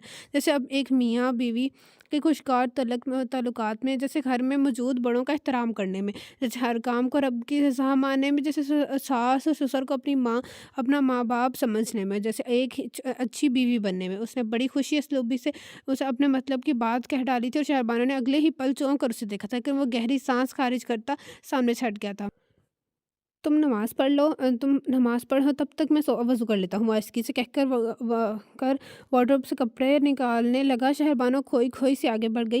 वो कपड़े बदल कर वज़ू करके निकला, तब जाकर अज़ान की आवाज़ सुनाई दी थी। वो जो इतनी ही देर से नमाज़ पुकारी थी, अब अज़ान हुई तो नज़रें चुराने पे मजबूर हो गई थी। अलबत्ता वो कुछ भी जताए बगैर अपनी जेब से सफ़ेद टोपी निकालता बाहर निकल गया था। उसे मगरिब की नमाज़ पढ़ने के लिए मस्जिद जाना था और मस्जिद उनकी हवेली से काफ़ी ज़्यादा दूर थी। शहरबानो ने हारून को इतनी गहरी बात का असर भी काफ़ी गहराई से लिया था, जिसका नतीजा ये निकला कि वो सुबह सानिया के बुलाने पे नाश्ता करने चली आई। हालाँकि वो कितने इतने दिनों से अकेली बेडरूम में ही नाश्ता और खाना वगैरह लेती थी, खा लेती थी, और सानिया रोज़ाना उसे बुलाने आती थी और नाउम्मीद लौट जाती थी। लेकिन आज तो सानिया के दिल की कली भी खिल उठी थी। अस्सलाम वालेकुम। उसने टेबल पर मौजूद अफराद को सलाम किया था और वो सब पहली बार उसकी आवाज़ सुनकर बहुत खुश हुए थे। जीती रहो बेटी, खुश रहो। रहमान गद्देसी ने बाकायदा उठकर उसके सर पे हाथ फेरा था। अस्सलाम वालेकुम। सलमान गद्देसी डाइनिंग रूम में दाखिल हुआ तो उसने उन्हें भी सलाम किया था और सलमान गद्देसी उसे सबके साथ बिठा देकर बेइंतहा खुश हुए थे। और खुश तो बड़ी अम्मा भी बहुत हो रही थी। वो जो इतने दिनों से अपने मुझे साइंस से धोखे का रोक लिए बैठी थी, आज कुछ देर के की आस मैं कह रहा हूँ अपने आप कमरे। यहाँ पर एक पेज मिस है 243 का, तो हम लोग यहाँ से स्टार्ट कर देते हैं। एक पेज मैं कह रहा हूँ, अब कमरे में जाएँ। अब की बार उसने आवाज़ कदरे बुलंद थी और शहरबानो वहाँ मौजूद तमाम अफराद पर गुनाहगार डालती आंखों में आंसू लिए हुए चली गई थी। और हारून अब्बास साईं और चचा साईं के साथ हवेली के मैदान खाने में आ गया था, और जहाँ सैयद सराज हुसैन और सैयद कायम हुसैन उनके मुंतज़िर बैठे थे। अस्सलाम वालेकुम मशहूर साईं, हारून ने सलाम में पहल की थी। सैयद सराज हसन से तो वो लोग वाकिफ़ थे। अलबत्ता सैयद कासिम हुसैन से पहली मर्तबा मुलाकात हो रही थी, क्योंकि वो तकरीबन 6-7 रोज़ कबल ही इंग्लैंड से वापस आए थे और यहाँ होने वाले कारनामे का उन्हें भी पता चला था। वो शहरबानो के सबसे बड़े भाई थे, जिन्हें वो लाला जी कहती थी। कैसे हैं मुर्शिद साईं, आज हमें कैसे याद कर लिया? हारून ने बहुत अच्छे तरीके से माहौल में रची संगीन खामोशी को तोड़ा था और बात का आगाज़ किया था। तुम अपनी सुना बरखुरदार, तुम किस हाल में हो, और हम तुम्हें कैसे भूल सकते हैं? तुमने हमारे साथ क्या किया है? कुछ ऐसा ही कि भूलने को तो सवाल ही पैदा नहीं होता। वो लब खींचते हुए बोले थे। میں نے آپ کے ساتھ کچھ نہیں کیا، میں بس ایک آپ کی رسم کے خلاف قدم اٹھایا۔ مجھے لگا میں انہیں ایک لڑکی کی زندگی برباد ہونے سے بچائی ہے، کوئی گناہ نہیں کیا۔ وہ ہمیشہ کی طرح آج بھی اپنے موقف پہ ڈٹا ہوا تھا۔ تم نے ہماری لڑی میں صدیوں سے چلی آنے والی اس رسم کو توڑا ہے، ہمارے بڑے بزرگوں کے رواج اور روایات کو داغ لگایا ہے۔ تم نے اچھا نہیں کیا۔ خیر چھوڑو اس بات کو، شہر بانو کہاں ہے، بلاؤ اس کو۔ وہ بہت بے نیازی سے بولے تھے۔ وجہ پوچھ سکتا ہوں؟ اس سے ملنے کی اسے سال کیا تھا؟ وہ ہماری بیٹی ہے، کیا یہ وجہ کافی نہیں؟ وہ بہت ضبط کرتے ہوئے بولے۔ آپ کی بیٹی آپ اب میری بیوی ہے، اس لیے میرا حق ہے کہ میں اس سے ملنے والے ہر بندے سے وجہ پوچھ سکوں۔ وہ بھی بحث کرنے پہ آتا تو پھر کچھ بھی نہیں دیکھتا تھا۔ ہارون بیٹا چھوڑو ان سب باتوں کو، جاؤ شہربانو کو لے آؤ۔ زحمان قدسی نے درمیان میں بول کر ہارون کے کچھ کہنے کی گنجائش ہی نہیں چھوڑی تھی۔ مجبوراً وہ اٹھ کر اپنے بیڈ روم میں آ گیا، جہاں وہ اکیلی بیٹھی آنسو بہا رہی تھی۔ چلیے زوجہ محترمہ، آپ کی ملاقات آئی ہے۔ وہ اسے آنسو بہاتے دیکھ کر نہ جانے کیوں طنز کرنے سے باز نہیں آیا تھا۔ کون آیا ہے؟ وہ بتابی سے فسار کر رہی تھی۔ چل کر خود دیکھ لیجیے کہ وہ دروازہ کا ہینڈل پکڑ کر کھڑا تھا۔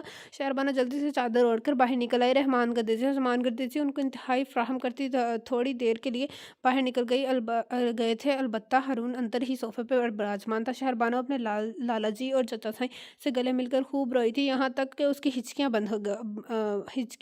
بند گئی تھیں۔ صبر سے کام لو بیٹا، ہم تمہیں لینے کے لیے ہی آئے ہیں، انہوں نے اس کے سر پہ ہاتھ رکھتے ہوئے تسلی دی تھی، جبکہ ہارون نے بری طرح چونک کر ان کو دیکھا تھا۔ وہ جسے کچھ سوچ کر آئے تھے، وہاں اتنے میں ہارون کا سیل فون بج اٹھا تھا۔ کال یقیناً خاصی اہم تھی، تبھی وہ اٹھ کر راہداری کی سمت چلایا۔ اب سید سراج حسین، سید قاسم حسین شہربانو کے علاوہ اور کوئی نہیں تھا۔ تقریباً 5 منٹ کال سننے اور 5 منٹ اپنا کوئی کام نپٹانے کے بعد دوبارہ اندر داخل ہوا تو وہ لوگ جانے کے لیے اٹھ کھڑے ہوئے تھے۔ شہربانو ہمارے ساتھ جا رہی ہے، کس سے پوچھ کر؟ اس کا انداز سرد تھا۔ اس انداز پر شہربانو اور سید قاسم نے ٹھٹک کر دیکھا تھا۔ ایک بیٹے کی باپ کی طبیعت خراب ہو اور وہ ہسپتال میں پڑا ہو تو ہمارا خیال ہے کوئی بھی روکنے کا حق نہیں رکھتا۔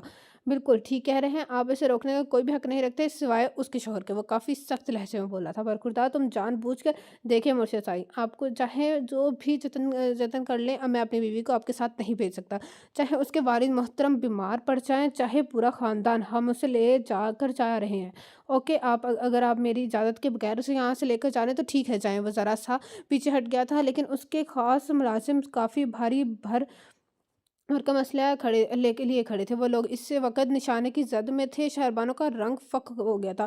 اللہ کے لیے ہارون، آپ کچھ خیال کریں۔ شہربانو پہلی بار اس طرح مخاطب ہوئی تھی۔ وہ کسی اور موڈ میں ہوتا تو ضرور انجوائے کرتا، مگر اس وقت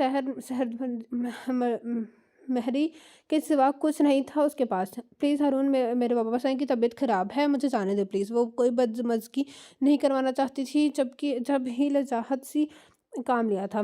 آپ آج کی گئی کبھی واپس نہیں آئیں گی شہربانو، لہٰذا بہتر یہی ہے کہ آپ کہیں نہ جائیں۔ وہ کسی طور ماننے والا نہیں تھا، یہاں تک کہ شہربانو نے ہاتھ بھی جوڑ دیے تھے۔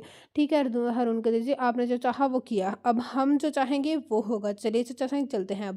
سید قاسم حسین پہلی بار بولے تھے اور فیصلہ کن بولے تھے۔ شہربانو کا ہاتھ چھوڑ کر انہیں چلنے کو کہا تھا۔ وہ بھی خاموشی سے لب پھینچ کر وہاں سے چل پڑے تھے۔ سید سائیں، لالا جی، وہ پیچھے سے پکاری تھی، لیکن سید قاسم حسین نے اسے روک دیا تھا۔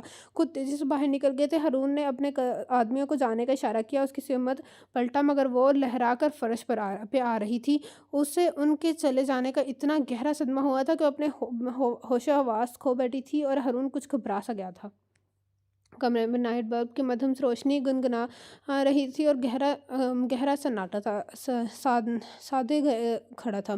جب مشکل اس کی آنکھ کھلی تھی، اس نے کچھ یاد آنے پہ چونک کر گردن موڑی۔ ہارون چند انچ کے فاصلے پر لیٹا سو رہا تھا، لیکن اس کا ہاتھ شہربانو کے اوپر پورے استحقاق سے رکھا تھا۔ کوئی اور وقت ہوتا تو وہ اس کے لمس اس کی اتنی قربت سے یکدم تڑپ کے اٹھ جاتی، لیکن آج کچھ ایسا تھا کہ اس کے لمس کی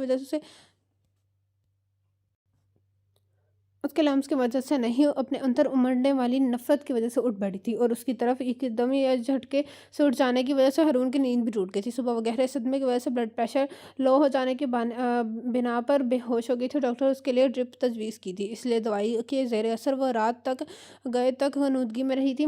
آپ ٹھیک تو ہیں نا؟ ہارون نے کہنے کے بل اٹھتے ہوئے اس کی کلائی چھو کر دیکھا۔ प्लीज़ मैं मुझे हाथ मत लगाएँ। वो नागवारी लहज़े में बोली थी, क्यों हाथ ना लगाऊँ? यही तो वक़्त होता है आपको हाथ लगाने का। उसने मायने खेजी से कहते हुए शहरबानो को बाजू से पकड़कर अपनी सिमत झुका लिया था। कमरे में नीम तारीकी की वजह से वो अभी तक उसके चेहरे के तासुरात नहीं देख पाया था। मगर मुझे आपका लम्स से अज़ियत देता है, बुरा लगता है, नफ़रत होती है मुझे आपसे। आप इंसान ही बहुत बेरहम, बेहिस जानवर। शहरबानो यकदम हारून का हाथ उठा था और शहरबानो के चेहरे पे निशान छोड़ गया। कभी किसी और की वजह से मुझसे ऊँची आवाज़ में बात की तो मुझसे बुरा कोई नहीं होगा। हाँ, अगर तुम्हारी साथ किसी साथ किसी कुछ नाइंसाफ़ी या कुछ बुरा हो करूँ तो फिर चाहे कुछ भी कर लेना, कुछ भी। वो लफ़ज़ चबा-चबा कर कहता बिस्तर से उठ गया था। शहरबानो रोती हुई दोबारा तकिए पे गिर गई, जबकि हारून दरवाज़ा खोलकर टेरेस पे चला गया था और उसने सारी रात ठंडक में टेरेस पे खड़े-खड़े गुज़ार दी थी। फ़जर की अज़ान हुई तो वह नमाज़ पढ़ने के लिए मस्जिद चला गया। वो दोबारा उससे कोई बात किए बगैर शहर वापस चला गया था। इतनी जागीर, इतनी जायदाद होने के बावजूद वो अपना बिज़नेस करता था। उसे बाप-दादा की कमाई पे उम्र भर ऐश करने का कोई शौक नहीं था। हालाँकि रहमान करती थी, ज़ुबान करती थी, उसे मना करते थे कि कामों में पड़ने के बजाय वो अपनी जागीर सँभाल ले तो इन्हें खुशी होगी। लेकिन उसे अभी से जागीरदारी की झंझट में पड़ना पसंद नहीं था। अगरचे वो लोग इसरार भी करते थे, वो चाहते थे उनका इकलौता बेटा लाडला सपूत हर वक़्त हवेली में नज़र आता रहे, मगर वो जो पहले 1-2 हफ़्ते बाद आ जाता था, अब 2 माह गुज़र जाने के बाद भी हवेली आने का नाम नहीं ले रहा था। शहरबानो मुसलसल 2 माह से अपने कमरे में से नहीं निकली थी। उसने सबसे ताल्लुक़ कर रखा था। यहाँ तक कि सानिया और ज़ीना आपा से भी बात नहीं करती थी। हालाँकि ज़ीना आपा दोबारा अपने ससुराल से बतौर ख़ास उससे मिलने के लिए आई थी, लेकिन वो तो जैसे गूंगे गागड़ का खाकर बैठी थी। शहरबानो, तुम बताती क्यों नहीं? बोलो क्या हुआ है? क्यों नाराज़ हुई हो तुम दोनों में? क्यों नाराज़गी हुई है तुम दोनों में? उसने तुमसे कुछ कहा है? अल्लाह के लिए कुछ तो बताओ, हमसे बात तो करो। ज़ीना आपा ने बिलाकर उसे झंझोड़ डाला था। क्या करूँ आपसे बात? क्या रिश्ता है आपका और मेरा? क्या किस हैसियत से मुझसे बात करना चाहती हो जिस हवाले से आप मुझे देख रही हैं, इस हवाले का 2 माह से मैंने तस्लीम करना छोड़ दिया है। आप सब लोग धोखेबाज, दोगले, इंतहाई बेरहम लोग हैं। इंसानियत ख़त्म हो चुकी है आप लोगों में। मैं आप सबकी शक्ल भी नहीं देखना चाहती। चली जाइए यहाँ से। आप लोगों के साथ बैठने और बात करने से बेहतर है मैं अकेली खामोश कमरे में बैठी रहूँ। यकदम फट पड़ी थी। उसके अंदर उबलने वाला ज़हर पूरी शिद्दत से बहा रहा था। ज़ीना आपा कितने ही लम्हे शिद्दत सी बैठी रह गई। उसके लफ्ज़, उसका लहज़ा सुनकर बेयकीनी से हो रही थी कि क्या ये सब कुछ शहरबानो ने ही कहा है ना? वो शहरबानो जो ज़रा सी ऊँचा बोलते हुए भी दोबारा सोचती थी, जिसका लहज़ा ही इतना मुलायम होता था कि हर बात मीठी लगती थी। लेकिन शहरबानो, इसकी वजह कोई वजह भी तो होगी ना? आखिर हुआ क्या है? ज़ीना आपा ने अपने आप को सँभालते हुए दोबारा से सिलसिला कलाम जोड़ा था। जब आपका भाई मेरे घरवालों के साथ ऐसा सलूक कर सकता है और मेरे बाबा की तबीयत ख़राब का सुनकर उस पे कोई असर नहीं हो सकता, मेरे रिश्तों की इज़्ज़त नहीं कर सकता, मेरे बड़े-बुज़ुर्गों की रस्म-रवायात तोड़ सकता है, तो मैं भी ऐसा कर सकती हूँ। मैं अभी उससे नाता निभाने की पाबंद नहीं हूँ। वो चटाक के गई थी और अम, और ज़ीना आपा को सारा मामला समझ आ गया था। वो किस वजह से ऐसा ऐसा हो रहा है। शहरबानो, वो भी तुम्हारा भला ही चाहता है, तुम्हारी ज़िंदगी को बेरंग होने से बचा रहा है।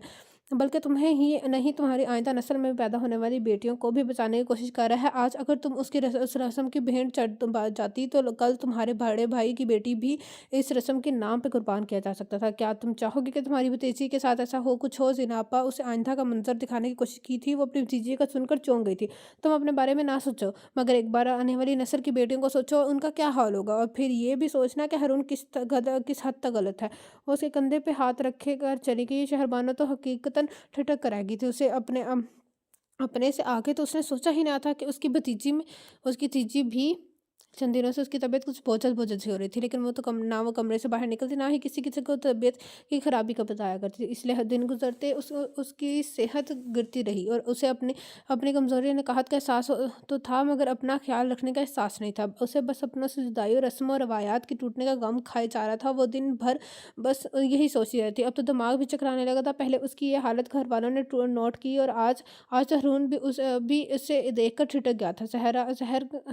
ज़ोहर का वक़्त था जब वो शहर से गाँव आया था। पहली मुलाकात चाचा साईं और अब्बा साईं से हुई थी। वो लोग किसी पंचायत से वापस आए थे। उसने उनसे मिलकर बड़ी अम्मा को सलाम करता वो अपने कमरे में आ गया। शहरबानो बेड क्राउन से टेक लगाए बैठी किसी गैर मरई नुक्ते को घूरती हुई गहरी सोच में गुम थी। दरवाज़ा खुलने की आहट पे उसकी सोच का तसलसल नहीं टूटा था। हारून उसे इस हाल में देखकर चौंक ही तो गया था, क्योंकि वो उसे अच्छे भले हाल में छोड़कर गया था। उसकी सेहत भी तो ठीक-ठाक थी, लेकिन अब तो वो काफ़ी बीमार नज़र आ रही है। السلام علیکم۔ اس نے اپنے اور شہربانو کی درمیان موجود خفگی اور غصے کی دیوار کے باوجود سلام کرتے ہوئے اسے مخاطب کیا تھا۔ شہربانو یکدم چونکتے ہوئے سر اٹھا کر اس کی سمت دیکھا۔ کیسی ہیں آپ؟ اس کی طرف سے سلام کا جواب نہ پا کر اس نے دوبارہ سوال کر ڈالا، مگر یہاں تو دوسرے سوال کا جواب بھی ندارد ہارون بیڈ کی پینٹری والے سائڈ سے گھوم کر اس کی سائڈ میں آیا، اس کے قریب ہی بیٹھ گیا۔ لگتا ہے آپ کی طبیعت خراب ہے، آپ کی صحت بہت ڈاؤن لگ رہی ہے۔ اس نے بہت ہی نارمل سے انداز میں فوراً ہی اپنی تشویش کا اظہار کیا تھا۔ میری صحت ڈاؤن ہونے سے کیا فرق پڑتا ہے، زندہ تو ہوں، وہ تلخی سے کہتی بیڈ سے اٹھنے لگی تھی کہ ہارون نے اس کا ہاتھ سختی سے تھام لیا تھا۔ شہربانو، آپ کی اس بدگمانی اور خفگی کی وجہ میں اتنے دن حویلی نہیں آیا۔ مجھے پتا ہے کہ آپ لوگوں مجھ سے چڑ ہو گئی ہے، مجھ پہ بار بار غصہ آئے گا، جس کی وجہ سے اب میرا موڈ بھی آف ہوگا، تو اس سے بہتر ہوا کہ ہم لوگوں کو سامنا ہی نہ ہوتا۔ لیکن ایک انسان اپنے گھر سے کتنی دور رہ سکتا ہے؟ میں بھی آج چلا آیا آپ کی خفگی اور بدگمانی مٹانے کے ارادے سے۔ وہ اس کا ہاتھ نرمی سے دبا رہا تھا۔ اوہو، بدگمانی مٹانے کے ارادے سے؟ جس طرح آپ اپنے گھر سے دور نہیں رہ سکتے، اس طرح میں بھی نہیں رہ سکتی۔ میرا بھی دل چاہتا ہے کہ اپنوں سے ملنے کو، اپنے گھر جانے کو، سب کو دیکھنے کے لیے بھی میں بھی تڑپتی ہوں۔ دبے لہجے میں چیخ اٹھ کر کہتی اپنا ہاتھ چھڑانے لگی تھی، میں آپ کو اپنوں سے ملنے سے کبھی نہیں روکتا۔ اگر ان کے عزائم اچھے ہوتے، اگر وہ آپ کو دوبارہ میرے پاس آنے دیتے، میں آپ کا جانا تھوڑی دیر کے لیے تو افورڈ کر سکتا ہوں، مگر ہمیشہ کے لیے نہیں، اس نے نفی میں گردن ہلاتے ہوئے کہا تھا۔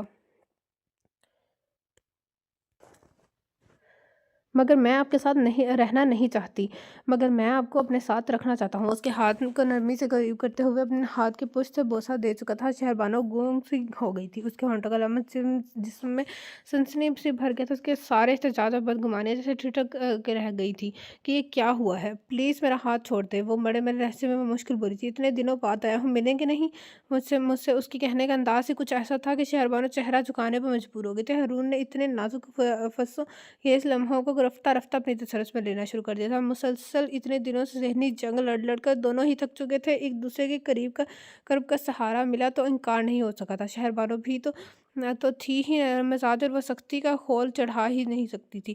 بس باپ کی بیماری کا سن کر وہ اتنی تلخی ہو گئی تھی کہ اور یہ تو اس کا حق بنتا تھا کہ اس طرح غصہ کرے، کیونکہ اس ایسے حالات میں تو بندہ نہ جانے کیا کیا کر ڈالتا ہے۔ اس نے تو پھر بھی صرف غصہ ہی کیا تھا، اور ہارون کو بھی اس کے غصے ختم کرنے کا انتظار تھا تاکہ وہ آرام سے دوبارہ سمجھا سکے۔ لیکن پہلے اس نے پیار بھرے انداز میں سمجھانا شروع کیا تھا، بیٹا تم اور کچھ نہ کرو، بس شہربانو کو ڈاکٹر کے پاس لے جاؤ، اس سے چیک اپ کرواؤ، کیا مسئلہ ہے اسے، اتنی کمزوری اور زد کیوں ہو رہی ہے؟ اماں سائی نے ناشتہ کی میز پر پہلا ذکر یہی کیا تھا کہ شہربانو بیمار لگتی ہے۔ جواباً سبھی نے ہاں میں ہاں ملائی تھی۔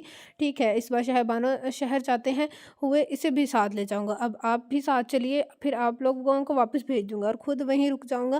اس نے پروگرام ترتیب دیا۔ ہاں ٹھیک ہے، وہ سر اس بات میں لاتے ہوئے اس کے لیے چائے بنانے لگی، مگر وہ لوگ ابھی وہ پروگرام ہی بنا رہے تھے کہ شہربانو کی طبیعت زیادہ ہی خراب ہو گئی۔ آج صبح سے اسے بار بار برکائی آ رہی تھی، جس کی وجہ سے وہ مزید نقاہت کا شکار ہوئی تھی اور بلڈ پریشر بھی لو ہو گیا تھا۔ ملازمہ معمول کے مطابق اس کا ناشتہ دینے کمرے میں گئی تو اس کا نیم بے ہوش کی حالت میں دیکھ کر الٹے پیر بھاگی تھی۔ صاحب جی، وہ بی بی جی بہت بیمار ہے، بے ہوش پڑی ہیں۔ ذرا بھانپ رہی تھی۔ ہارون پریشان ہوتا ہوا فوراً اپنی جگہ سے کھڑا ہو گیا۔ اماں سائیں، چچی اماں اور ثانیہ بھی اٹھ کھڑی ہوئی تھی۔ ہارون صبح سویرے ہی بیڈ روم سے نکل آتا تھا، کبھی زمینوں کی طرف نکل جاتا اور کبھی حویلی کی ان لان میں ہی گھس جاتا، گھاس سے شبنم کو رونتے ہوئے باتوں میں وقت گزارتا دیتا تھا۔ آج بھی وہ زمینوں کی طرف گیا تھا اور واپسی پہ ان کے ساتھ ہی ناشتہ کرنے بیٹھ گیا تھا۔ اب اس کی طبیعت کی خرابی کا پتہ چلا تو اپنی کوتاہی کا احساس ہوا تھا، کیونکہ شہربانو کی طبیعت فجر سے ہی خراب لگ رہی تھی اور وہ دوبارہ اٹھ کر باتھ روم گئی تھی اور وہ اسے میڈیسن لینے کا مشورہ دے کر باہر چلا آیا تھا۔ کیا ہوا ہے شہربانو بیٹا، آنکھیں کھولو۔ ہارون نے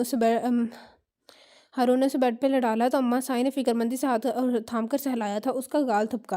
رضے ادھر آؤ۔ چچی اماں نے شہربانو کو ایک نظر دیکھ کر کچھ سوچتے ہوئے کہا تھا۔ جاؤ، لیڈی ڈاکٹر ہمارے گاؤں میں رہتی ہے، اسے بلا کر لاؤ۔ لیڈی ڈاکٹر کے ذکر پہ اماں سائی اور ہارون بیک وقت چونکے تھے۔ چچی اماں، ہارون نے کچھ کہنے کا چاہا مگر انہوں نے روک دیا تھا۔ تم باہر جاؤ بیٹا، یہ تمہارا مسئلہ نہیں ہے۔ ہارون ان کے ٹوکنے پہ شرمندہ سے ہو کر باہر آ گیا، اور پھر سچ مچ چچی اماں کے شک نے انہیں ایک خوشخبری سنا ڈالی تھی جس سے وہ سبھی لوگ ہی نہیں، ہارون بھی بے انتہا خوش ہوا تھا، اور بڑی اماں تو واری صدقے ہی ہو رہی تھی۔ انہوں نے بے ہوش پڑی شہربانو کی بلائیں لے ڈالی تھی۔ لگتا ہے آپ اس خوشخبری سے خوش نہیں ہیں۔ ہارون پہلی نظر میں ہی شہربانو کا گم سم سا رویہ دیکھ کر جان گیا تھا۔ وہ کچھ بھی کہنے کے بجائے خاموش رہی تھی۔ آج وہ لوگ شہر جا رہے تھے۔ اماں سائیں اس کا مکمل چیک اپ کروانا چاہتی تھی، اس لیے بیڈ ریسٹ اور غذا وغیرہ کی تفصیل جاننا چاہتی تھی، جبکہ شہربانو کو اس چیز کی کوئی خوشی نہیں تھی، الٹا اپنا آپ قیدی نظر آنے لگا تھا۔ مگر شہربانو میں بہت خوش ہوں، اللہ نے میری بہت بڑی خواہش پوری کی ہے۔ ہمارا بچہ ہماری تکمیل کرے گا اور ہمیں مزید قریب لے کر آئے گا۔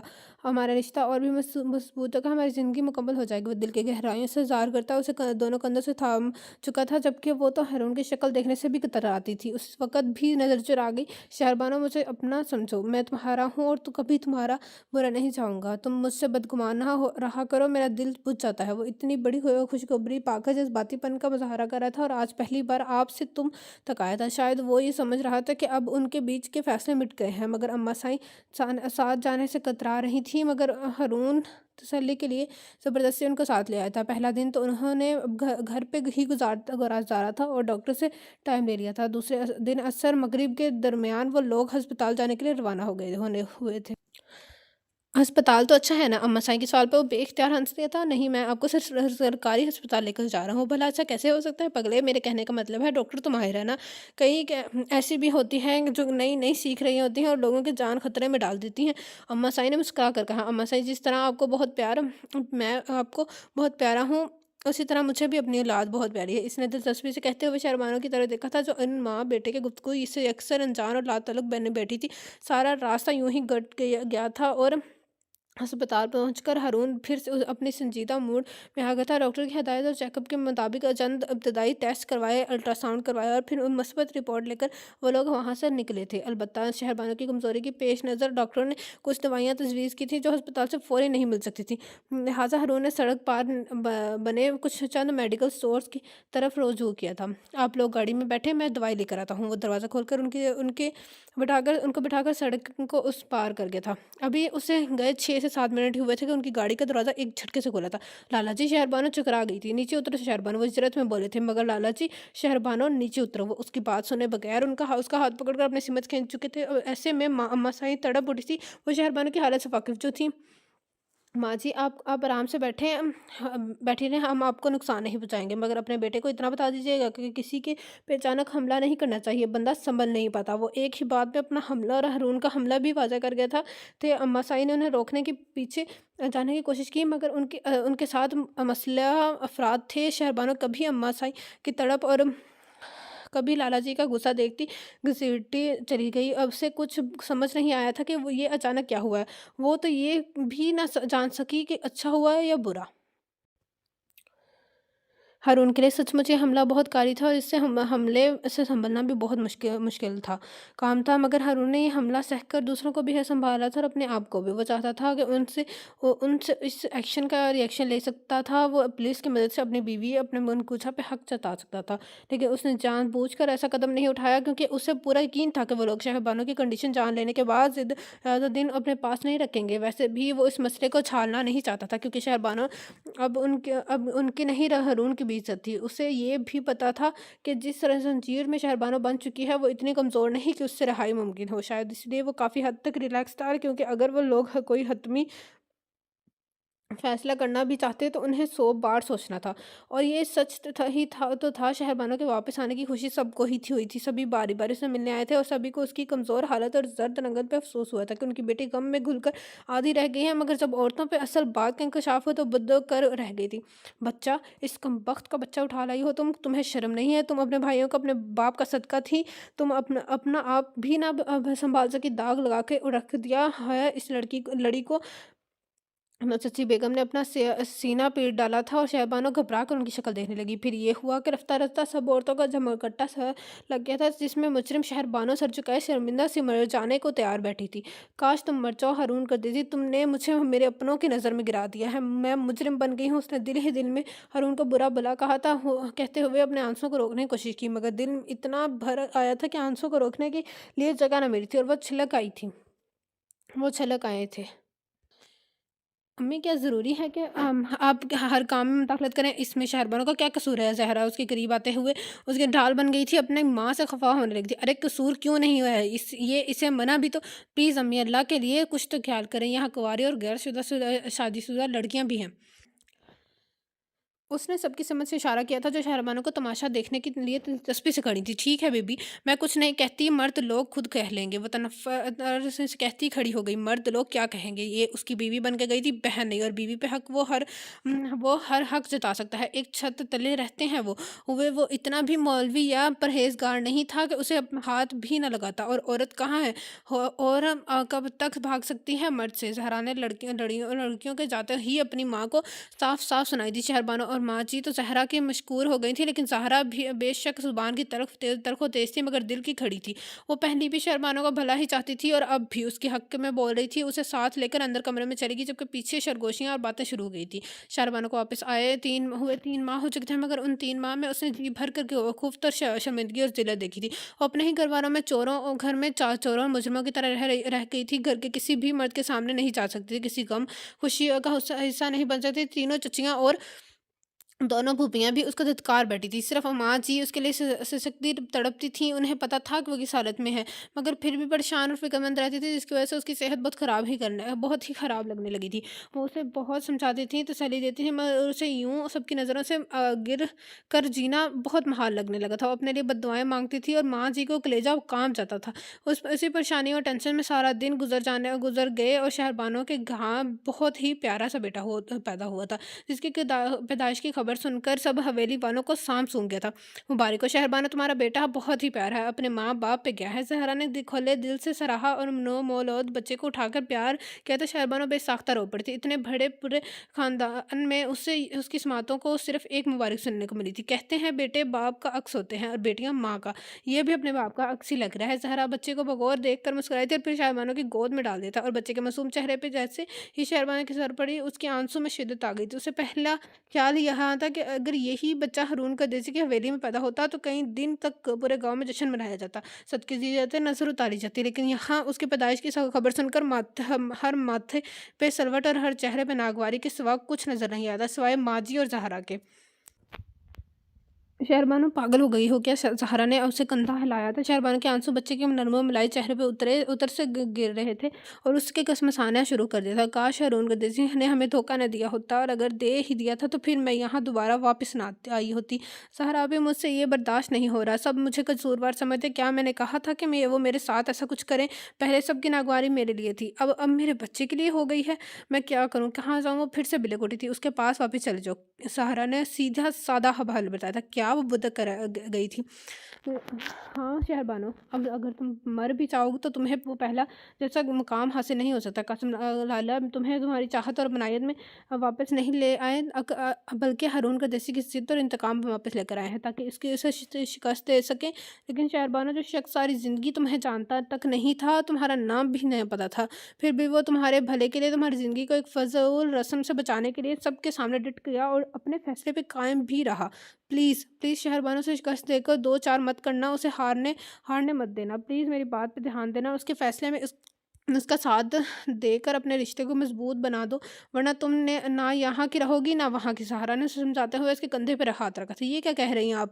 میں ٹھیک کہہ رہی ہوں، تم اس وجہ سب کو چھوڑ کر اپنے بچے کے بارے میں سوچو، جس کو تم یہاں اس حویلی میں رہ کر کبھی کوئی مقام نہیں دلوا سکتے، جو اتنے بڑے خاندان اور جاگیر کا وارث ہے، وہ یہاں ایک ملازم بن کر رہ جائے گا، صرف تمہاری نادانی کی وجہ سے، کیونکہ بیٹیاں تو ہمیشہ ہی ماں باپ کا گھر چھوڑ کر چلی جاتی ہیں۔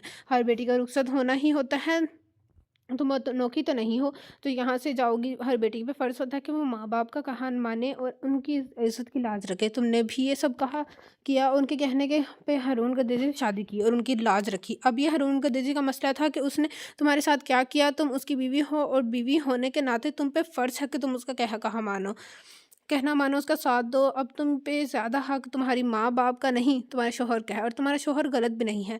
اس نے اگر ہمارے اس صدقہ رسم کو توڑا ہے تو اچھا ہی کیا ہے، کیونکہ اس رسم کا ذکر نہ تو ہم قرآن پاک میں پڑھا ہے نہ ہی حدیث وغیرہ میں۔ یہ سراسر خود ساختہ رسم ہے جو ہم لڑکے کو زندہ دفن کرنے کے لیے بنائی گئی ہے، جس نے پھوپھی فاطمہ کو نگل لیا ہے جس سے تم بچ گئی ہو، اور جو قاسم لالا کی بیٹی زرینہ کو نگلنے کے لیے تیار کھڑی ہے۔ شہربانو، اپنے اور اپنے بچے کے بارے میں ناسی مگر ایک 12-10 سال زرینہ کے بارے میں ضرور سوچنا، جو آئندہ اس رسم کی بینٹ چڑھنے والی ہے۔ اور ہاں، یہ سب میں تمہارے اس لیے بتا رہی ہوں کہ قاسم لالا کہنے پہ یہ میرے ابا سائیں سید سراج حسین چند دنوں تک ہارون گدیجی سے تمہارے طلاق کی بات کرنے جا رہے ہیں۔ اب یہ فیصلہ تم پہ ہے کہ تم نے طلاق لینی ہے یا اس کے ساتھ اس کی ساگن بن کے رہنا ہے، اور یہ کبھی مت بھولنا کہ میں اور تائی اماں تمہارے ساتھ ہیں۔ زہرا صاف صاف لفظوں میں سب کچھ کہہ کر اسے بیچ منچا چھوڑ کر چلی گئی تھی۔ شہربانو سوچ کے سمندر میں اکیلی ڈوب بھی رہی تھی،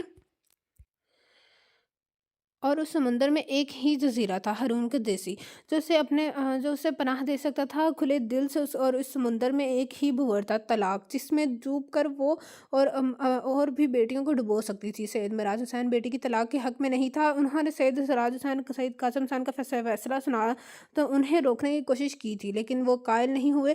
لیکن حالانکہ انہوں نے بہت کوشش کی تھی، جو بات جہاں ہے اسے وہاں ہی رہنے دو قاسم حسین۔ جب ہماری لڑی میں طلاق کو بہت برا سمجھا جاتا ہے، اور یہ برا عمل شہربانوں کی پلو سے بند باندھو۔ وہ تھکے تھکے سے بولے تھے، ہماری لڑی میں تو صدقے رسم کے ٹوٹنے کو بھی برا سمجھا جاتا ہے ابا سائیں، لیکن قاسم حسین بہتر ہے کہ اس معاملے کو دوبارہ رہنے دو۔ کیوں چھیڑ رہے ہو دوبارہ اسے؟ اس لیے چھیڑا ہوں کہ ہارون قدیسی بہت سکون کی زندگی جی رہا ہے، وہ ابھی بھی شہربانوں کو اپنا حق سمجھے بیٹھا ہے، لیکن میں اس کا ہر حق ختم کر دینا چاہتا ہوں ہمیشہ کے لیے۔ قاسم حسین کا لہجہ بہت بے حد سخت ہے۔ شہربانوں سے پوچھا، تم نے وہ کیا چاہتی ہو؟ سید معراج حسین بہت سمجھدار آدمی تھے، انہیں پتہ تھا کہ شہربانو اب اکیلی نہیں ہے، اس کا بیٹا بھی ہے، وہ خود اس سے نفرت کرتی ہے، وہ اس کے ساتھ رہنا نہیں چاہتی، اگر ایسا کرے گی تو ہمارے لیے ہمیشہ کے لیے مر جائے گی۔ سیدہ قاسم حسین کے غصے سے لال ہو رہے تھے۔ سید معراج حسین چپ سے ہو گئے تھے۔ پھر سید قاسم کے کہنے پہ سید معراج حسین نے ہارون قدیسی کے ساتھ ایک میٹنگ طے کی اور مقررہ وقت پہ اس کے شہر والے گھر پہ چلے آئے۔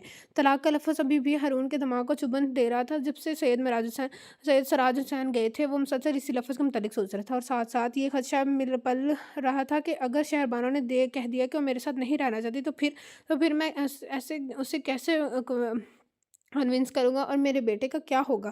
وہ ساری زندگی یہ یا تو ماں کے پاس رہے گا یا پھر باپ کے پاس۔ اف خدایا، اپنا کرم کر مجھ پہ۔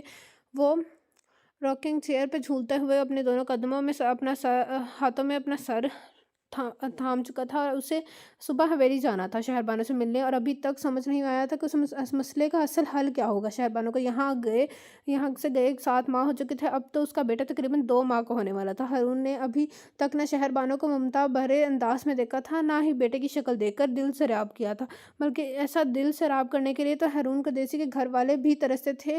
رحمان قدیسی اور بڑی اماں تو بات بات پر اپنے پوتے کا ذکر کرتے تھے، جو انہیں چاہ کر بھی مل نہیں رہا تھا، اور یہی بات ہارون کو ڈسٹرب کیے ہوئے تھی۔ وہ حقیقتاً پریشان تھا کہ فیصلہ کیا ہوگا، کیونکہ وہ خود بھی سراج حسین سے وعدہ کر چکا تھا، مردوں والا وعدہ۔ بی بی جی، آپ کو چھوٹے سائیں نے اپنے کمرے میں بلایا ہے۔ شہربانو نے صبح صبح بچے کو ماں جی کے حوالے سے کر کے قرآن پاک کی تلاوت کرنے بیٹھی تھی، اور سورج کا کرنے نکلتے تک تلاوت کرتی رہیں۔ ابھی وہ پارہ ختم کرتے ہوئے قرآن پاک جزدان میں لپیٹ رہی تھی جب ملازمہ نے آخری اطلاع دی تھی۔ چچا سائیں کے بلاوے کا سن کر شہربانو کا دل کام کیا تھا، اتنے عرصے میں پہلی بار انہوں نے اسے بلایا تھا۔ کہاں جا رہی ہو بیٹا؟ وہ ماں جی، چچا سائیں نے بلایا۔ شہربانو جاتے جاتے ٹھہر گئی تھی۔ خیریت تو ہے؟ پتہ نہیں ماں جی، میں بات سن کر آتی ہوں، آپ عثمان کا خیال رکھے گا، وہ کہہ کر چلی گئی، لیکن ماں جی کے ماتھے پہ تفکر کی لکیریں بن گئی تھی۔ میں اندر آ سکتی ہوں چچا سائیں؟ اس نے دستک دے کر پوچھا۔ آجاؤ شہربانو، بیٹھو یہاں۔ اسے سامنے صوفے کی سمت اشارہ کیا۔ جی، آپ نے بلایا مجھے؟ اسے سر جھکاتے ہوئے مشکل پوچھا تھا۔ ہاں، تمہیں بتانے کے لیے بلایا ہے کہ آج دوپہر کا ہارون قدیسی یہاں حویلی آ رہا ہے، تم سے ملنے اور شاید کوئی بات کرنے۔ لیکن بیٹا، ہم نے تم سے صرف اتنا کہا ہے کہ ہم نے تمہاری طلاق کا مطالبہ کیا ہے اس سے، اور اب تم نے ہماری ہاں میں ہاں ملا کر ہمارے فیصلے اور مطالبے کی تصدیق کرنی ہے۔ اسے ہر حال میں طلاق دینی ہی پڑے گی، وہ چاہے کچھ بھی کہے، اس کی بات میں مت آنا۔ اسے کہہ چکے ہیں کہ تم بھی اس فیصلے میں رضامند ہو، تم اس کے ساتھ نہیں رہنا چاہتی۔ وہ چاہے کچھ بھی کہے، اس کی باتوں میں مت آنا۔ ہم اس سے کچھ کہہ چکے ہیں کہ تم بھی اس کے فیصلے میں رضامند ہو، تم اس کے ساتھ نہیں رہنا چاہتی۔ سید سراج حسین نے اپنے کہے کو سچ ثابت کرنے کے لیے شہربانو کو جھوٹ پہ اکسایا تھا، وہ بھی کافی رعب اور بے نیازی سے۔ ٹھیک ہے اب تم چاہو جب وہ آئے تو تمہیں بلا لیں گے۔ شہربانو کو فیصلے کی سولی پر لٹکا کر وہاں سے جانے کا حکم دے دیا تھا، اور فیصلہ بھی کیسا جس پہ وہ عمل پیرا تو وہ پہلے ہی ہو چکے تھے، اب تو آخری قدم باقی تھا۔ لیکن اس آخری قدم کا سن کر شہربانو کے قدم واپس اپنے کمرے میں جاتے ہوئے لڑکھڑا رہے تھے کہ اس کے ہاتھ برف ہونے لگے تھے۔ شہربانو پھر زہرا نے پکارا تھا، صبح صبح ابا سائیں کمرے میں خیریت تو ہے نا؟ وہ خود ہی اس کے قریب آ گئی تھی، لیکن شہربانو نے کچھ بھی کہنے کے بجائے اس کی سمت خالی نظروں سے دکھا تھا۔ گم سم اور ناسمجھ انداز میں دیکھنے کے بعد وہ خاموشی سے پلٹ کر اپنے کمرے میں چلی گئی، جہاں عثمان نے رو رو کر برا حال رکھا تھا، اور ماں جی اسے چپ کرواتے ہوئے ہلکان ہو رہی تھی۔ کیا ہوا شہربانو؟ ابا سائیں نے کس لیے بلایا تھا؟ زہرا اس کے پیچھے چلی آئی تھی۔ بولو نا کیا بات کہی انہوں نے؟ اسے بے چینی ہونے لگی تھی۔ ہارون گردیزی سے میرے طلاق کی بات کر کے آئے ہیں، اور وہ آج یہاں حویلی میں آ رہا ہے مجھ سے تصدیق کرنے کے لیے کہ یہ میں طلاق چاہتی ہوں یا نہیں۔ اس نے سپاٹ سے انداز میں کہا تھا۔ اور ابا سائیں نے کیا کہا تم سے؟ کہ میں اس کے ساتھ نہیں رہنا چاہتی ہوں، میں اس فیصلے میں برابر کی شریک ہوں۔ شہربانو نے کہتے ہوئے ایک نظر روتے ہوئے بلکتے عثمان کی سمت دکھا۔ نہیں شہربانو، تم ان کے فیصلے میں ہرگز شریک نہیں ہو۔ زہرا نے سختی سے تردید کی تھی، اور ماں جی بھی حد سے زیادہ پریشان ہو گئی تھی۔ گھر سے نکلتے وقت ہارون نے ابا سائیں اور چچا سائیں کو فون کر کے بتایا تھا کہ وہ شہربانو سے ملنے حویلی جا رہا ہے، وہ کسی حتمی فیصلے کے لیے جا رہا ہے۔ وہ سن کر خوش تو ہوئے ہی تھے، لیکن پریشان بھی ہو گئے تھے کہ ان کی حویلی کے اکیلا مت جائے۔ انتقام میں لوگ کچھ بھی کر ڈالتے ہیں، اس کا نقصان بھی پہنچ سکتا ہے۔ تنہا جانے کے خطرے سے خالی نہیں ہے۔ مگر ہارون نے انہیں تسلی دی کہ وہ تمام بندوبست کر کے جا رہا ہے، اسے نقصان پہنچانے کی صورت میں وہ لوگ خود بری طرح پھنس سکتے ہیں، اور وہ ہر طرف سے مطمئن ہو کر شام 4 بجے حویلی پہنچ کر حویلی کے بڑے سے گیٹ پہ ہارن دے رہا تھا۔ حویلی والوں کو پہلے ہی اطلاع مل چکی تھی، اس لیے گیٹ کھلتا چلا گیا۔ حویلی کے بڑے سے لان کی سائڈ میں بنی روش کے پہ چکر کاٹ کے اس کا مرسیڈیز گاڑیوں کے ساتھ آ رکی تھی، جہاں ایک ملازمہ اس کی مدد کے لیے پہلے سے تیار کری تھی۔ وہ گاڑی سے اترا ہی تھا کہ وہ آگے بڑھ آئی تھی۔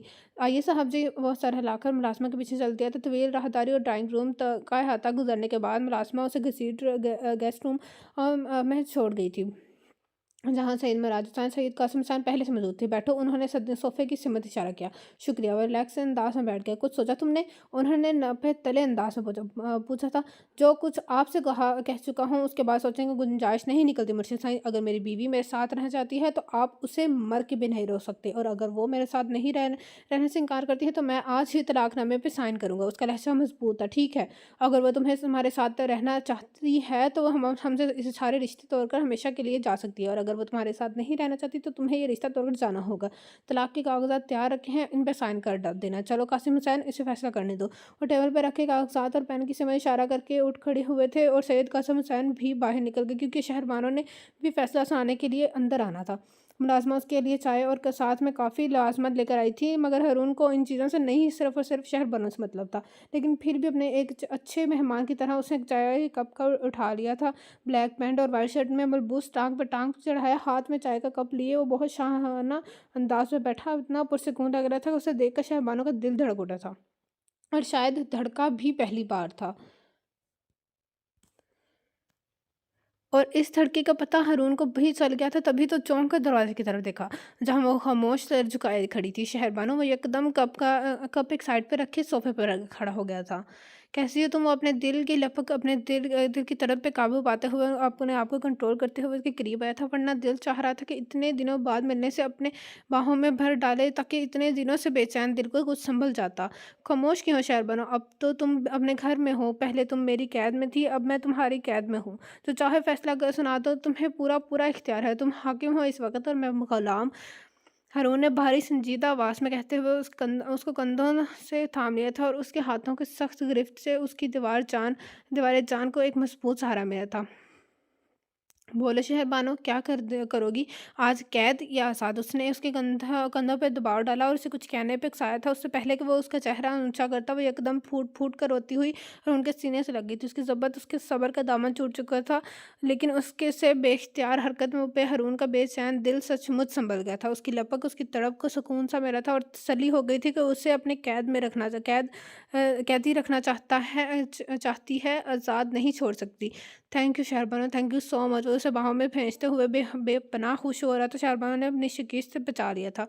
اس نے اس کی محنت کو رائیگاں ہونے سے بچا رہے تھے، اس نے اس رسم کو توڑتے ہوئے اگر سید قاسم حسین کی بیٹی زرینہ کو بچا رہے تھے، نہ جانے کتنی بیٹیوں کی زندگی کو قبر بننے سے بچا رہے تھے، چاہے اس کے لیے اسے اپنوں سے ہمیشہ کے لیے بائیکاٹ کرنا پڑا تھا، مگر یہ سودا مہنگا نہیں تھا۔ اس سودے پہ زہرا اور اماں جی بہت خوش تھی، اور انہوں نے شہربانو کا حوصلہ بڑھایا تھا، اور اس کے ساتھ ہی اس کا چھوٹا موٹا سامان بھی تیار کر دیا تھا۔ عثمان کو نئے کپڑے پہنائے تھے اور جی بھر کے پیار کیا تھا۔